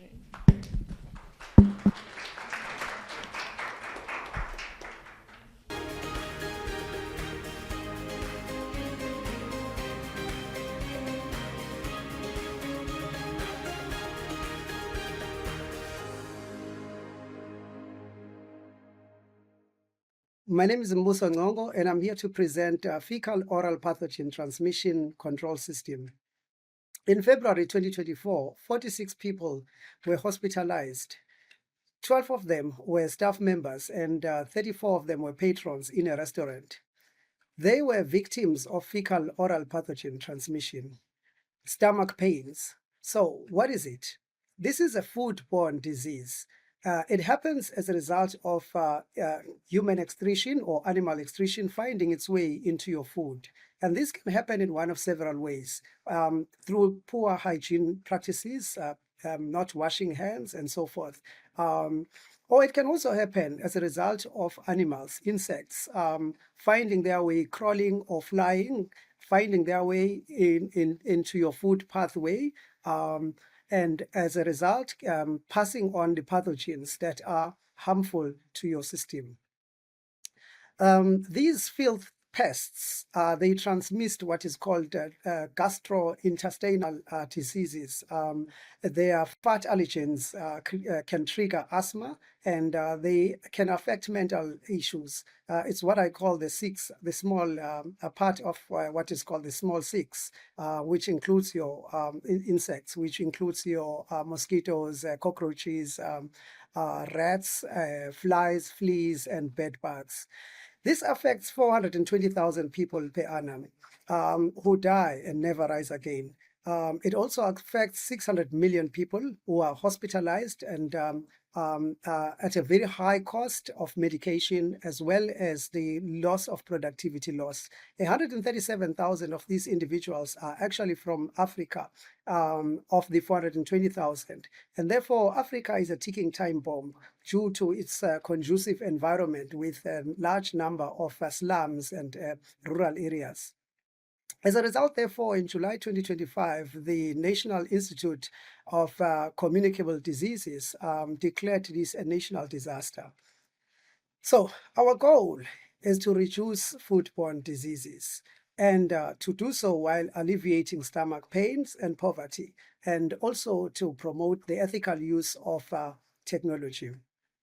In order to do so, we need to understand the vectoral characteristics of these vectors, these insects. For instance, the housefly cannot bite or chew. It therefore vomits on your food, and the digestive enzymes, as well as contained in the saliva, will then break down the food so that it then is able to ingest that through with its proboscis. The roach, on the other hand, will pee and fart and carry the parasites, and it transmits it by bacteria as well as the fungi as well as the viruses. These insects are known as the synanthropic because they like to live where humans live, and they thrive in that environment. They like the fleas. The flies will live in fresh carcasses and stinky feces and so forth, and occasionally will visit your kitchen. We can also understand its defecation rate. It defecates every 4 to 5 minutes. We can understand the rate at which the speed at which they move. The fly will most of the time be on the air, whereas the roach will most of the time be on the ground. Occasionally, it will attempt to fly. We can measure its vectorial capacity, which is called microbial load. We find that the roach has a higher microbial load or vectorial capacity due to its large surface area and also due to its hairy legs as well as sticky legs.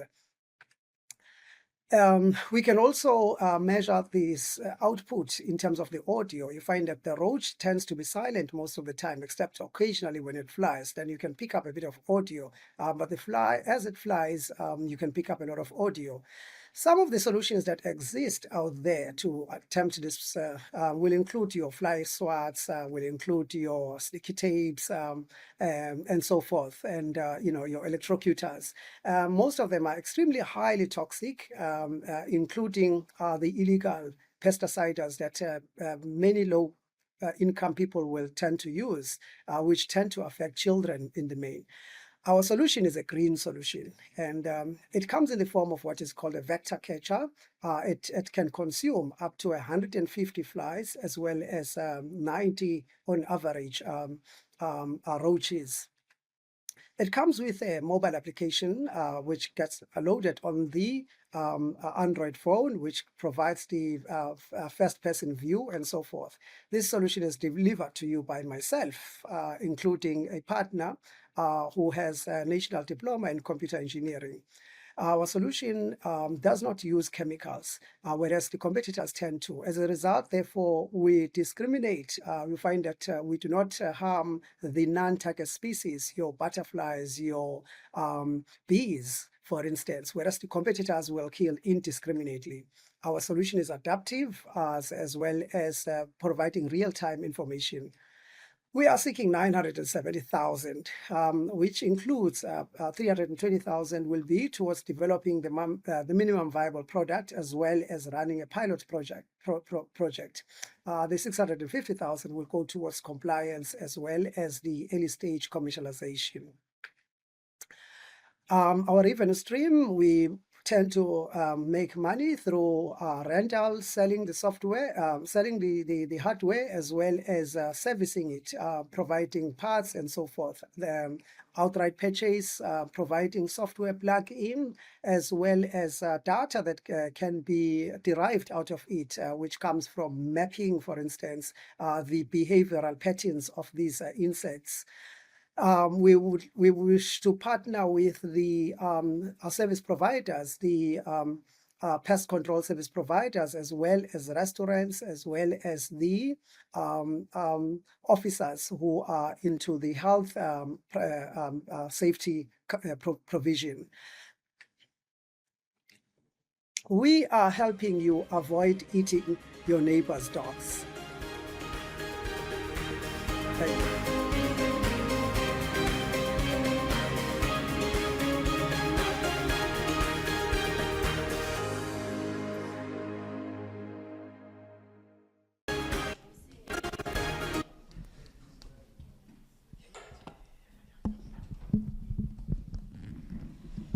You are asking to see it? Yes. Okay. If we can see it, we can explain it. Yeah, okay. This is a prototype. This is a prototype. It's a very early stage prototype, right? So it has 3 controls because we wanted to test 3 things. We wanted to test, for instance, the speed at which it is able to move in pursuit of its target. We also wanted to test the ability for it to navigate in different spaces. For instance, is it able to move on carpet? Is it able to move on other surfaces, and so forth? And also, we wanted to be able to estimate the amount of suction that you need, because remember, we are not using chemicals. So what we are doing is it has got a sensor. Those sensors are not here because the engine is not here. The sensors would connect to it, and the sensor that we're talking about is a camera which will see the target species, and then it will move towards it, once it has ascertained that that is the target, and it will suck it will activate a suction mechanism, which will then suck the target species into the cabinet, in which when it gets full, you get notified on the mobile phone to say, hey, go and empty it. So you can take them. They are alive if you want them. Otherwise, you can you can spray the container with some chemicals that allow it, as soon as it is captured, to be dealt with. But otherwise, we wanted to allow others to be able to use that data that we are collecting in terms of these. It can be used to feed other animals that actually eat these, like your mantis and so forth. And sometimes you might want to release them elsewhere, or you might want to release them if the client doesn't pay.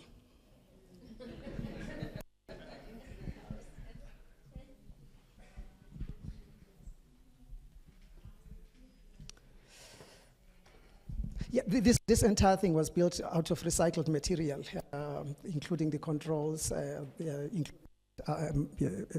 salvaged out of an old computer, just to be able to test this concept, except for the chases with the. Thank you. I just want to know, when it's done, what will the product look like? Do you have like the material that you will use and so forth? How big will it be? Just so that we get an idea of the complete. Yes, there is an image that you might have seen on the presentation, and that image there you had a circular thing, and that is influenced by another product called Ruby, which goes around the house and vacuums, and then it has a little bit of a thing that looks like a head. So that's what it has. But it also has those neon lights that you've seen there. We found that by incorporating the infra blue, we are able to attract the fly from a distance. That technology is already being used by other electrocutors, which you find that when it gets attracted into that space, it then gets electrocuted. But what we are doing is we are attracting the animal, the insect, the target species, and we then determine when it's close whether it is the target species. If it is, then we activate the suction mechanism, which then captures the device. So what is missing here is a device that actually we call it the elephant tusk, which actually does that, but it also is able to take from above. So it does that, and this was built in such a way that it has a neck, so it is able to make a revolution. Okay. Thank you. So it is able to, so by having one sensor in the front, we are then able to make a 360-degree to look around to see whether there is a target species, but we're also able to attract the species. The roaches can also be attracted by emitting a certain odor, which is made organically.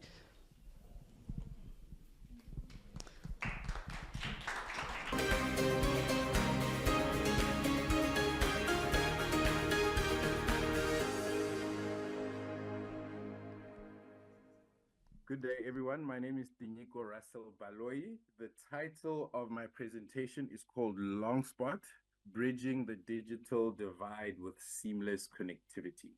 All right, so let's start off with our problem statement.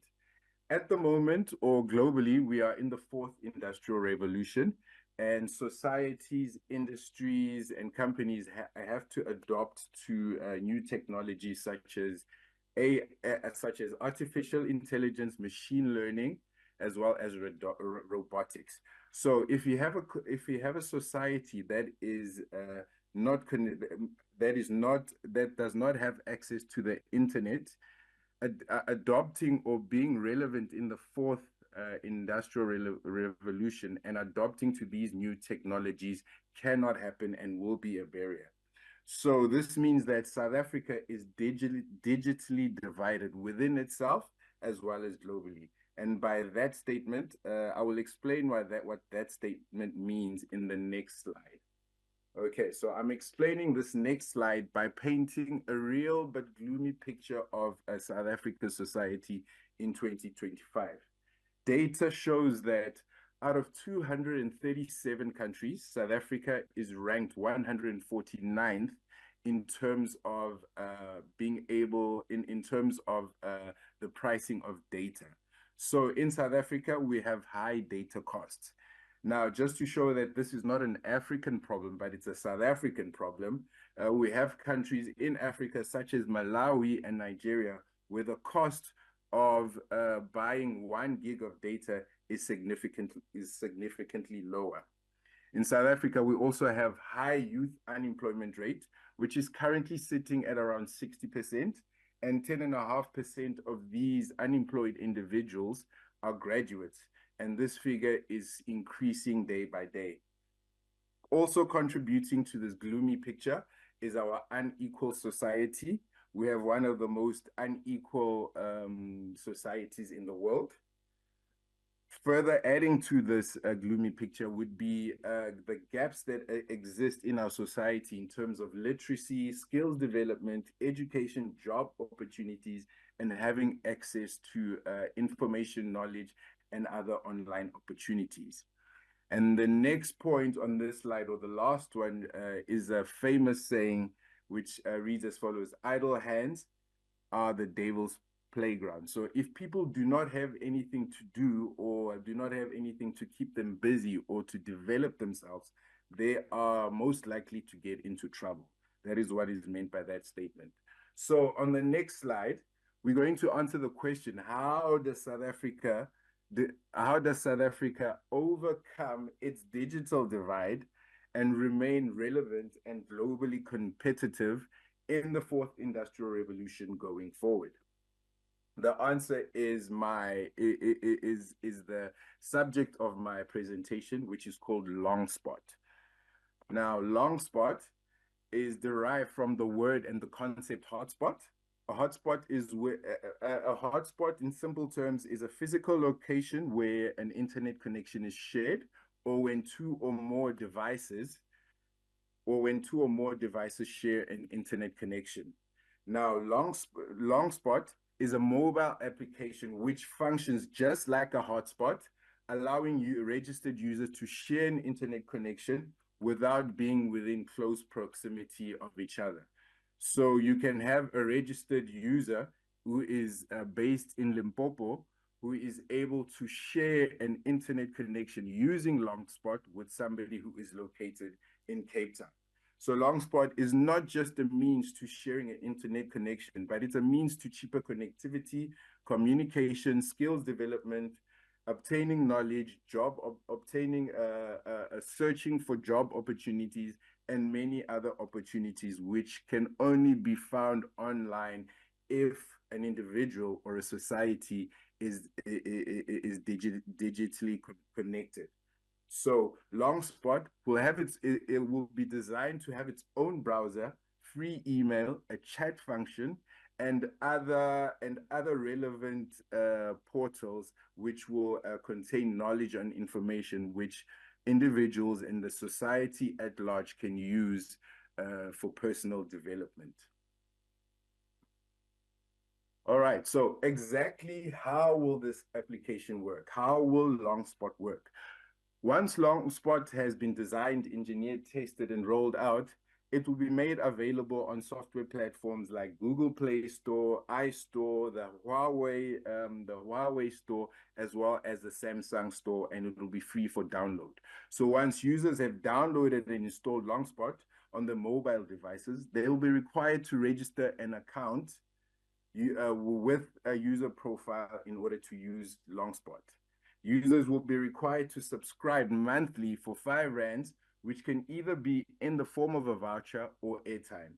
The 5 rand is for the monthly upkeep of the account, which also includes the free email chat, educational resources, which can be used by primary, secondary, and tertiary, by learners and students in primary, secondary, and tertiary institutions.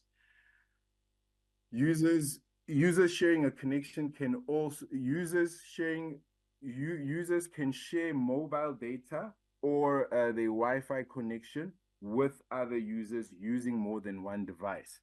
So a user can only have one Longspot account, but can link more than one device to their Longspot account.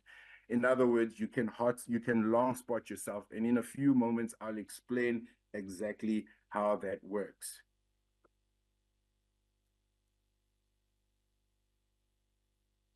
Okay, so users will need to be linked in order to share a connection, and you can only share a connection with people who are on your buddy list. So you will have a buddy list just like you will have followers on X or friends on Facebook.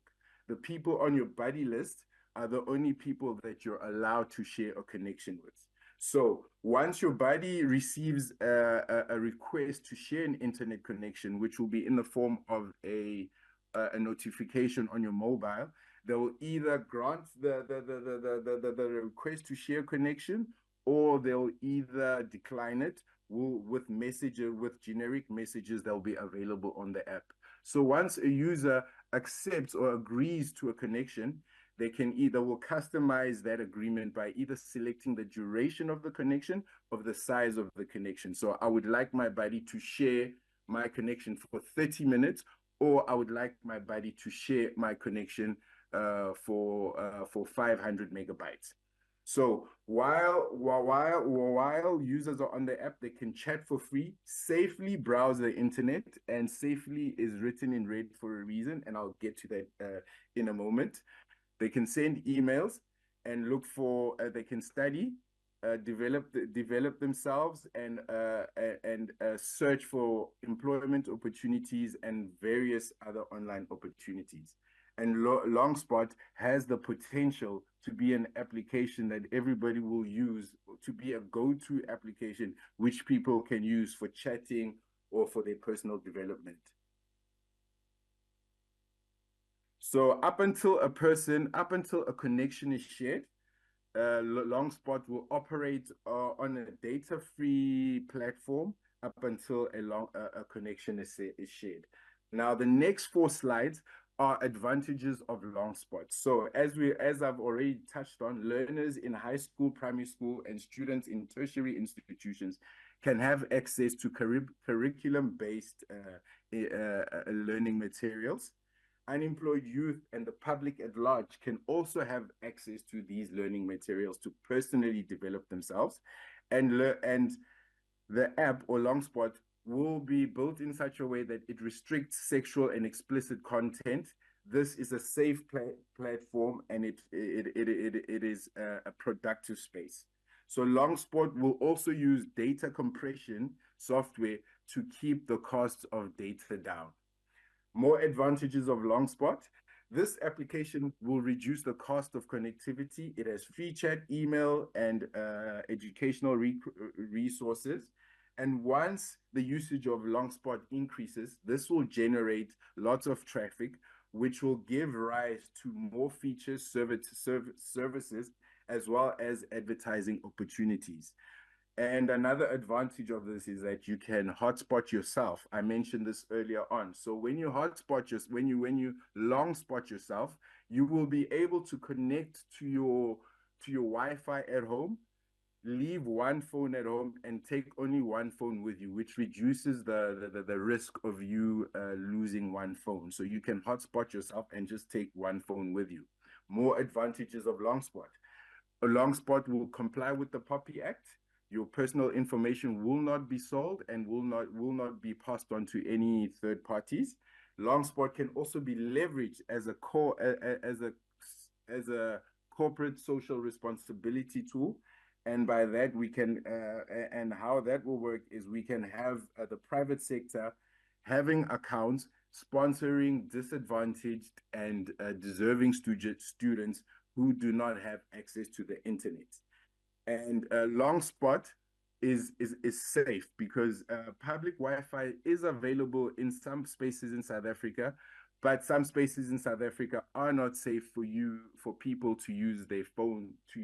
So you can safely Longspot or hotspot yourself in the comfort of your own home. More advantages to Longspot. the reach and the power of the internet is vast. So Longspot will initially be rolled out in South Africa, but with time it can be rolled out throughout Africa and beyond. The usage and adoption of Longspot promotes digital literacy, and somebody who has data or connectivity in the form of cell phone allowance, Wi-Fi, and mobile data can share their connection with somebody who does not have at a very low cost. And the most important thing is that Longspot will help bridge the digital divide while contributing to social development and skills development. What is the cost? In my application, there is a detailed budget of what the cost is, and I'm glad that the amount, that we were not restricted to the amount of 200,000 rand, because that is just a tenth of what it will take to get Longspot up and running. Longspot, the cost, design, and marketing on Longspot will cost 2 million rand.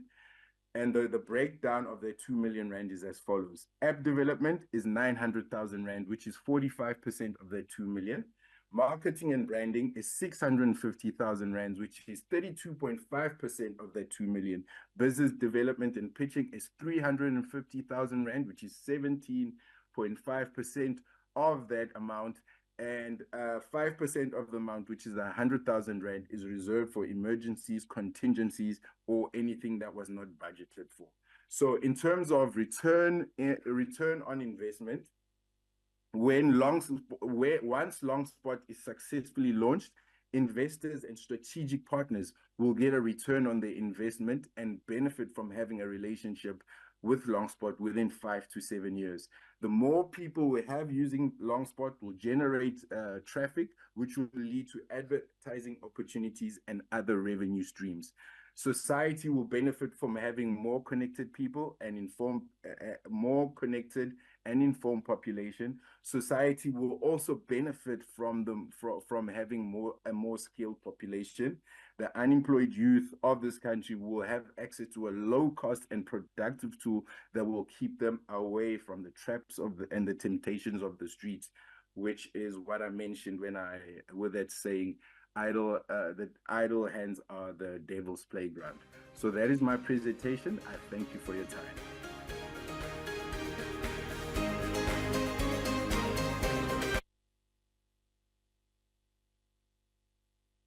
Very much, Tinikone, for your presentation.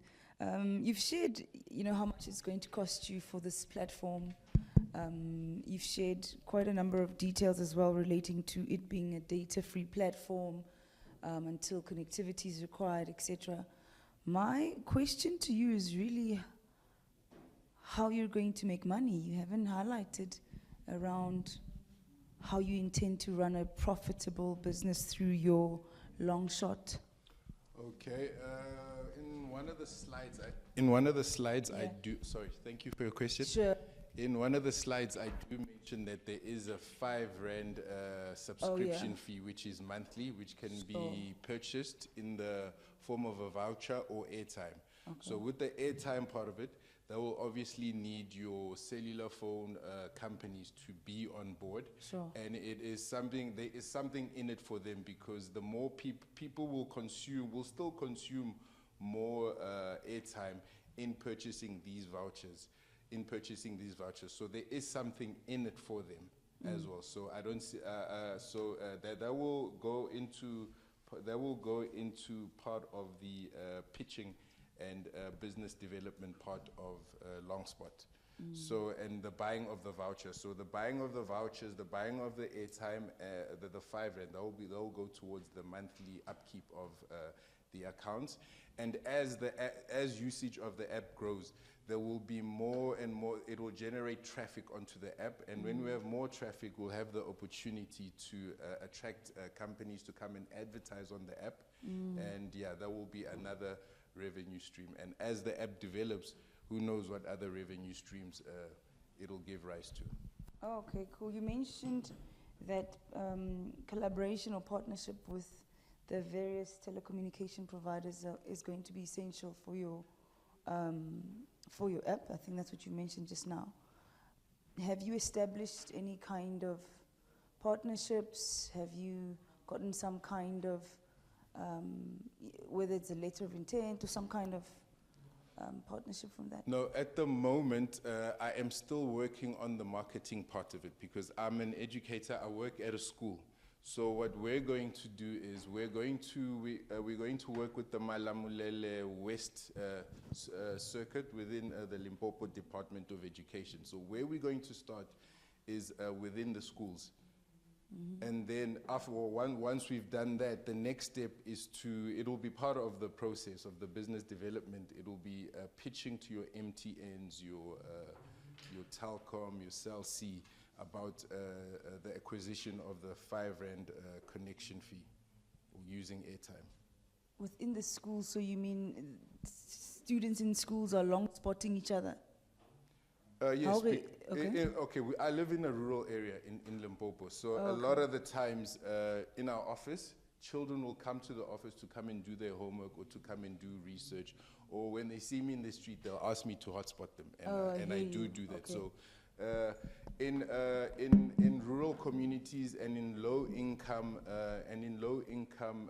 urban areas, internet connectivity is an issue.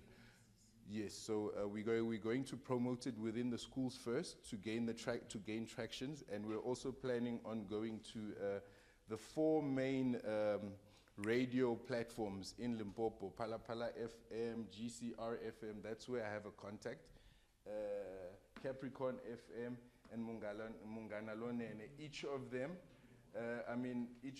they give us close to 4 million listeners. So if we can snatch at least 2% of listeners through the promotions and the marketing that they will be helping us with, I think we will do well. So it'll be the schools and it'll be the radio stations that we'll be pitching to next. All right, thank you. I just have no problem. Can you just break it down for me in simpler terms? I hear you, but just explain it to me. So you'll go into the school, you'll say what to the principal, what will happen, like just step by step. Because also remember you said our, what are they called? Our cell phone providers, they need, our telecommunications providers, they need to be part of this. But if you're starting at the school level, you're also saying internet is a challenge there. So I just need you to just give me just a real case of how it's going to work. Okay, just simplify it for me as a grade 10 learner. All right, so before we are fully functional, we'll be operating on a data-free platform. Okay, so that's when we'll hit the school. So that's where the school children will be able to access curriculum-based learning materials. So we'll be data-free up until a certain point.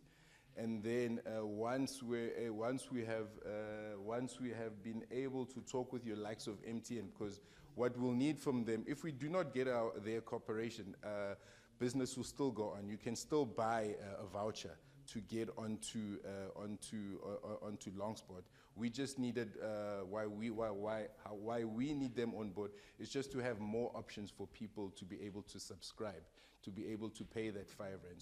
So even if we do not get the cellular phone companies on board, you can still subscribe with a voucher of R5. Buy one voucher for R5 so that you can connect.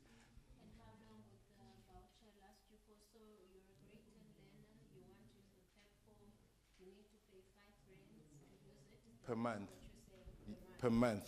And how long does it last you? Just to finish a month or depending on the content? Like just explain it to me. Okay, so you are hotspotting. So you are using somebody else's internet connection. So the R5 is for the usage of the app. It's a subscription fee for the app and for the chat function, for the free email, and for the learning materials that will be available online. So in the school, the internet that you'll be using will be the free one at the school that government offers. Is that, because you said you need to hotspot someone with internet. My father owns a school, so I work at the office. So we live in a village. So we often have children coming to the office, and where I stay, asking to make copies, asking to use the internet because there is nothing that is available. Yes. Did I answer you? Okay, no problem.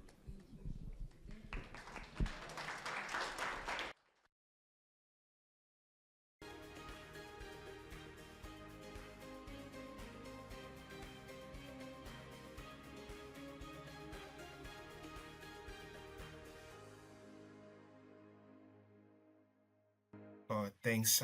It's a pleasure to introduce this project we have prepared here, a digital identity system for all the university institutions in South Africa and a platform for that will enhance students' learning and engagement. So the first problem is the fragmented identity as student card system. So there are more than 26 universities which each issue these PVC cards, and most of the time they get lost and you have to travel to get them, and you face cost for replacements, and there are security vulnerabilities for like forgery. Then the second problem is isolation and disconnection of students, especially distance learners. WhatsApp group have failed to do this as they get messy and chaotic. Also, Facebook groups fail as there are more distractions and ads. So this solution will integrate and solve and aim to solve both these problems. So the SA Student Pass, which we call, will be a unified system for all the student cards where they can move from PVC to digital in order for service providers like student discounts and online platform that provide offers to students. They can easily verify everything, and this card can be stored to your offline on your mobile wallet like Google Pay and or Apple Wallet. Then this system is the learning system is designed to be integrated with AI and for features for engagement and tracking of your learning progress to complement one another. So here I've wrote down the typical cost for a student card, and yeah, it's bad for the environment as it's the production it's toxic, and moving to digital would offer numerous benefits. About the SA Student Pass, the system will be simple. You register, then you authenticate with your university email and your created password. Then it will sync your enrollment data using an API. So it can be then linked to your Apple or Google Wallet. And yeah, to address the security concerns, I've mentioned about the dynamic QR code, which is we will be using your system clock. No, it does not have to be online, just like Google Authenticator. In order for that, if you scan or if you screenshot someone else's student card for malicious purposes, it won't go through as it would have updated the QR code. And this is designed to be compliant with the POPI Act.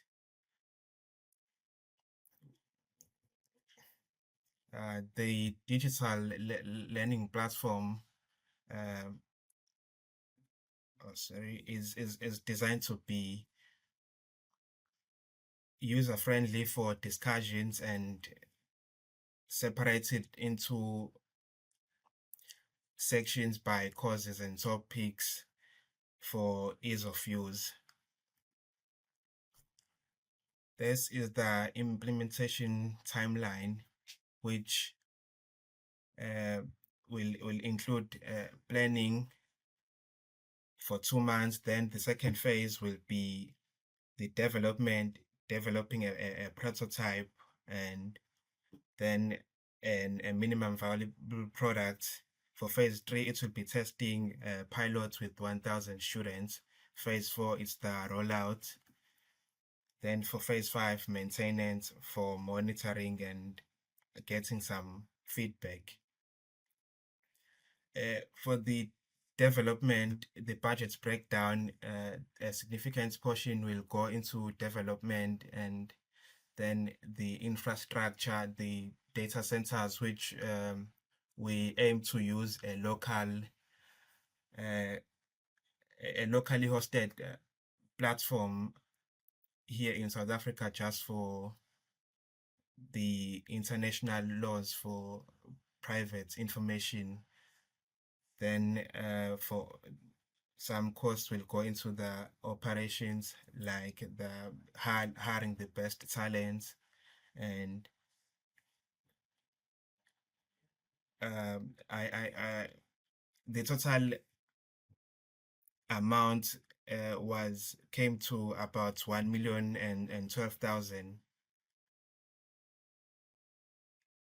Then transformative impact for South Africa. This is designed to be secure, and we will use some advanced systems in terms of making sure that data transmission and data that is in transit and in storage is secure using cryptography. Then it will be compliant with local laws. We aim for an operational efficiency, 70% reduction in IT related costs, 50% reduction in admin time and automated system, zero plastic card production. For the learning platform. Yes, thanks. So the results will be, sorry. So to sum up, the vision will be to create a secure and connected platform where every South African student can be positioned to be able to access resources that will help them in their day-to-day studies. And the student card will offer many benefits related to being environmentally friendly, and as every student has a phone, it will help in those areas for getting your card lost. And the learning platform is aimed at ensuring that everyone gets that sense of belonging.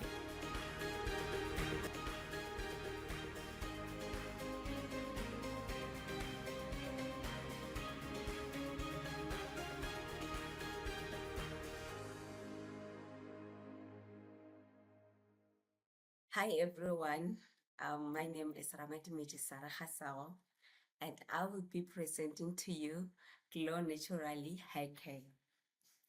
I have met so many people saying that they cannot grow their natural hair because it is not manageable, it is hard to maintain, and this was also my experience.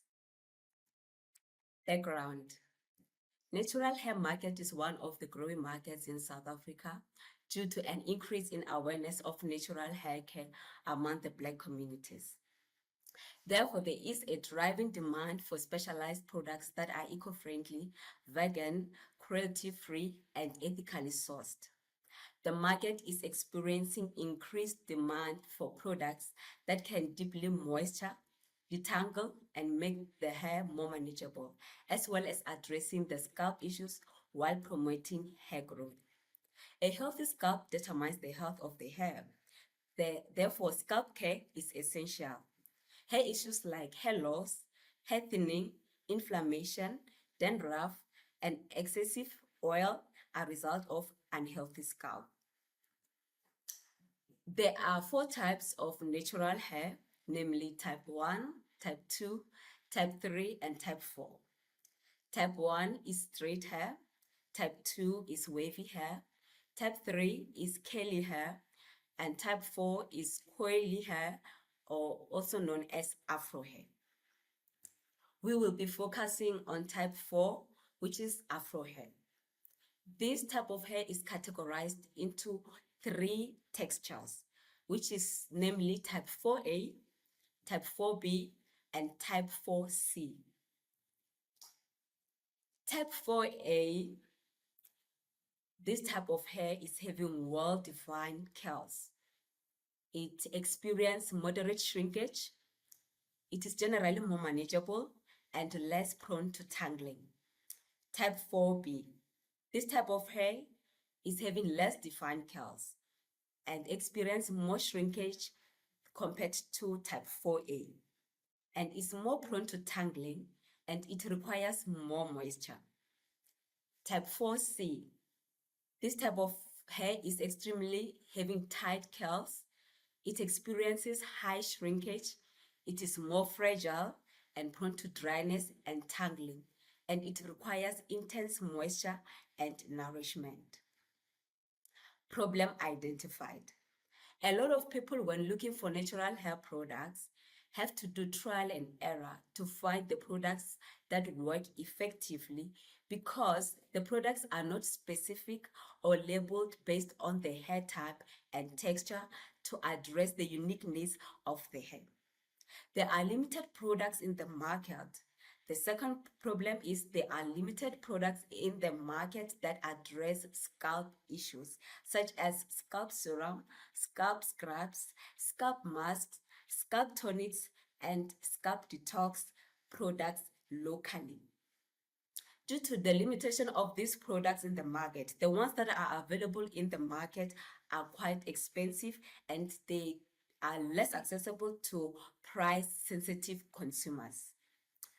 Lastly, the last problem I identified is, although many products labeled natural hair, some contain harmful ingredients, making the products less effective. Proposed solution. Because different hair types and textures have different needs, I will formulate and make natural hair products for specific hair type and texture. Example, type 4A, type 4B, and type 4C to address unique needs for specific hair textures. Due to the limited products in the market, I will also specifically address scalp products that address scalp issues and also promote healthy hair growth. So I will focus on products that address scalp issues like scalp serums, scalp scrubs, scalp masks, scalp tonics, as well as scalp detox. Unlike other natural hair products, these products focus on the scalp rather than just the hair. Scalp serums, they can be water-based or oil-based. So they are lightweight, therefore they easily penetrate deeper into the skin, delivering the nutrients to the scalp. They also hydrate the skin beneath the hair and improve scalp health. Scrubs and scalp detoxes. These products exfoliate the scalp, removing dead skin cells, product buildup, and excess oil.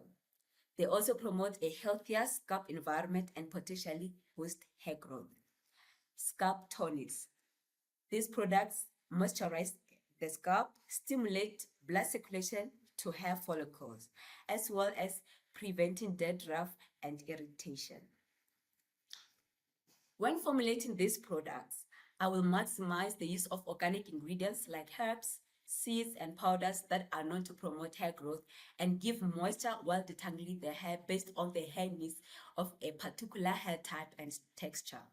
Incorporating herbal ingredients will maximize the effectiveness and quality of the products. Competitors. There are a lot of brands of Afro hair for type 4. So a lot of brands out there for natural hair are basically our competitors. Just to name a few, we have Masodi, we have Native Child, Shea Elegance, Earth Natural Hair Products, Afriberry, My Natural Hair, just to name a few.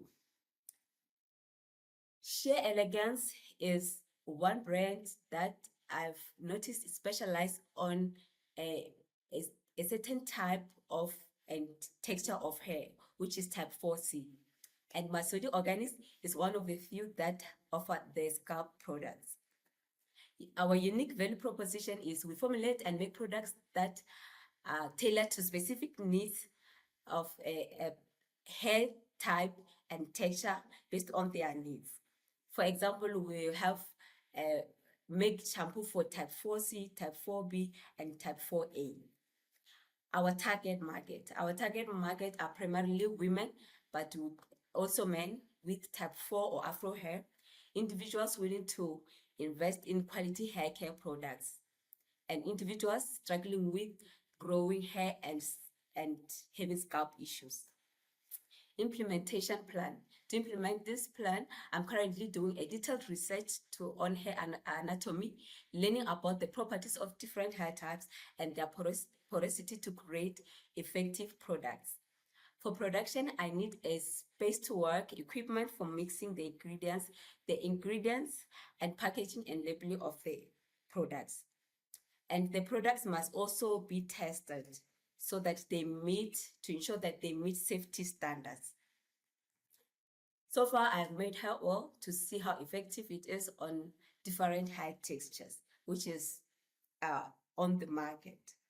So our budget is the total estimated initial investment is around 175,000, which will include the product development, raw materials, packaging, equipment, regulatory compliances, marketing, as well as facilities for production. From the team for now is just me, and I hold a degree in Bachelor of Science in Chemistry and Applied Chemistry. Thank you.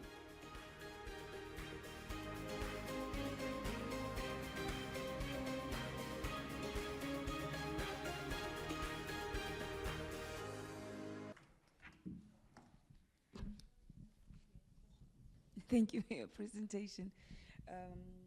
I'm wondering what the cost per unit of a bottle like this is and what your pricing for each is. Okay, thank you. Okay, like this oil, I sell it for 50 rands because I'm just starting out just to test the market. So I just wanted it to be affordable for consumers or customers. Okay, I hear you, but how much does it then cost you for just this bottle of Oh, oil? you mean just one bottle? Yeah. For me to make one bottle? Yes. So if you're charging 50, it should be costing you, I'm assuming, less per bottle. So what does that cost per unit for each of these? Per bottle? Maybe approximately more than 100 rands per bottle, more than that. So it's costing you more than 100 rand for each bottle, but you're selling it? Yeah, for 50 rands. What was your reasoning around that? The reason is because I'm just introducing this oil and just to see how the people will like it or they will respond to it because it's new. So I just wanted to be affordable for them and just to see how it works as well. Yeah, that was the main idea for me to just lower it down. Yeah.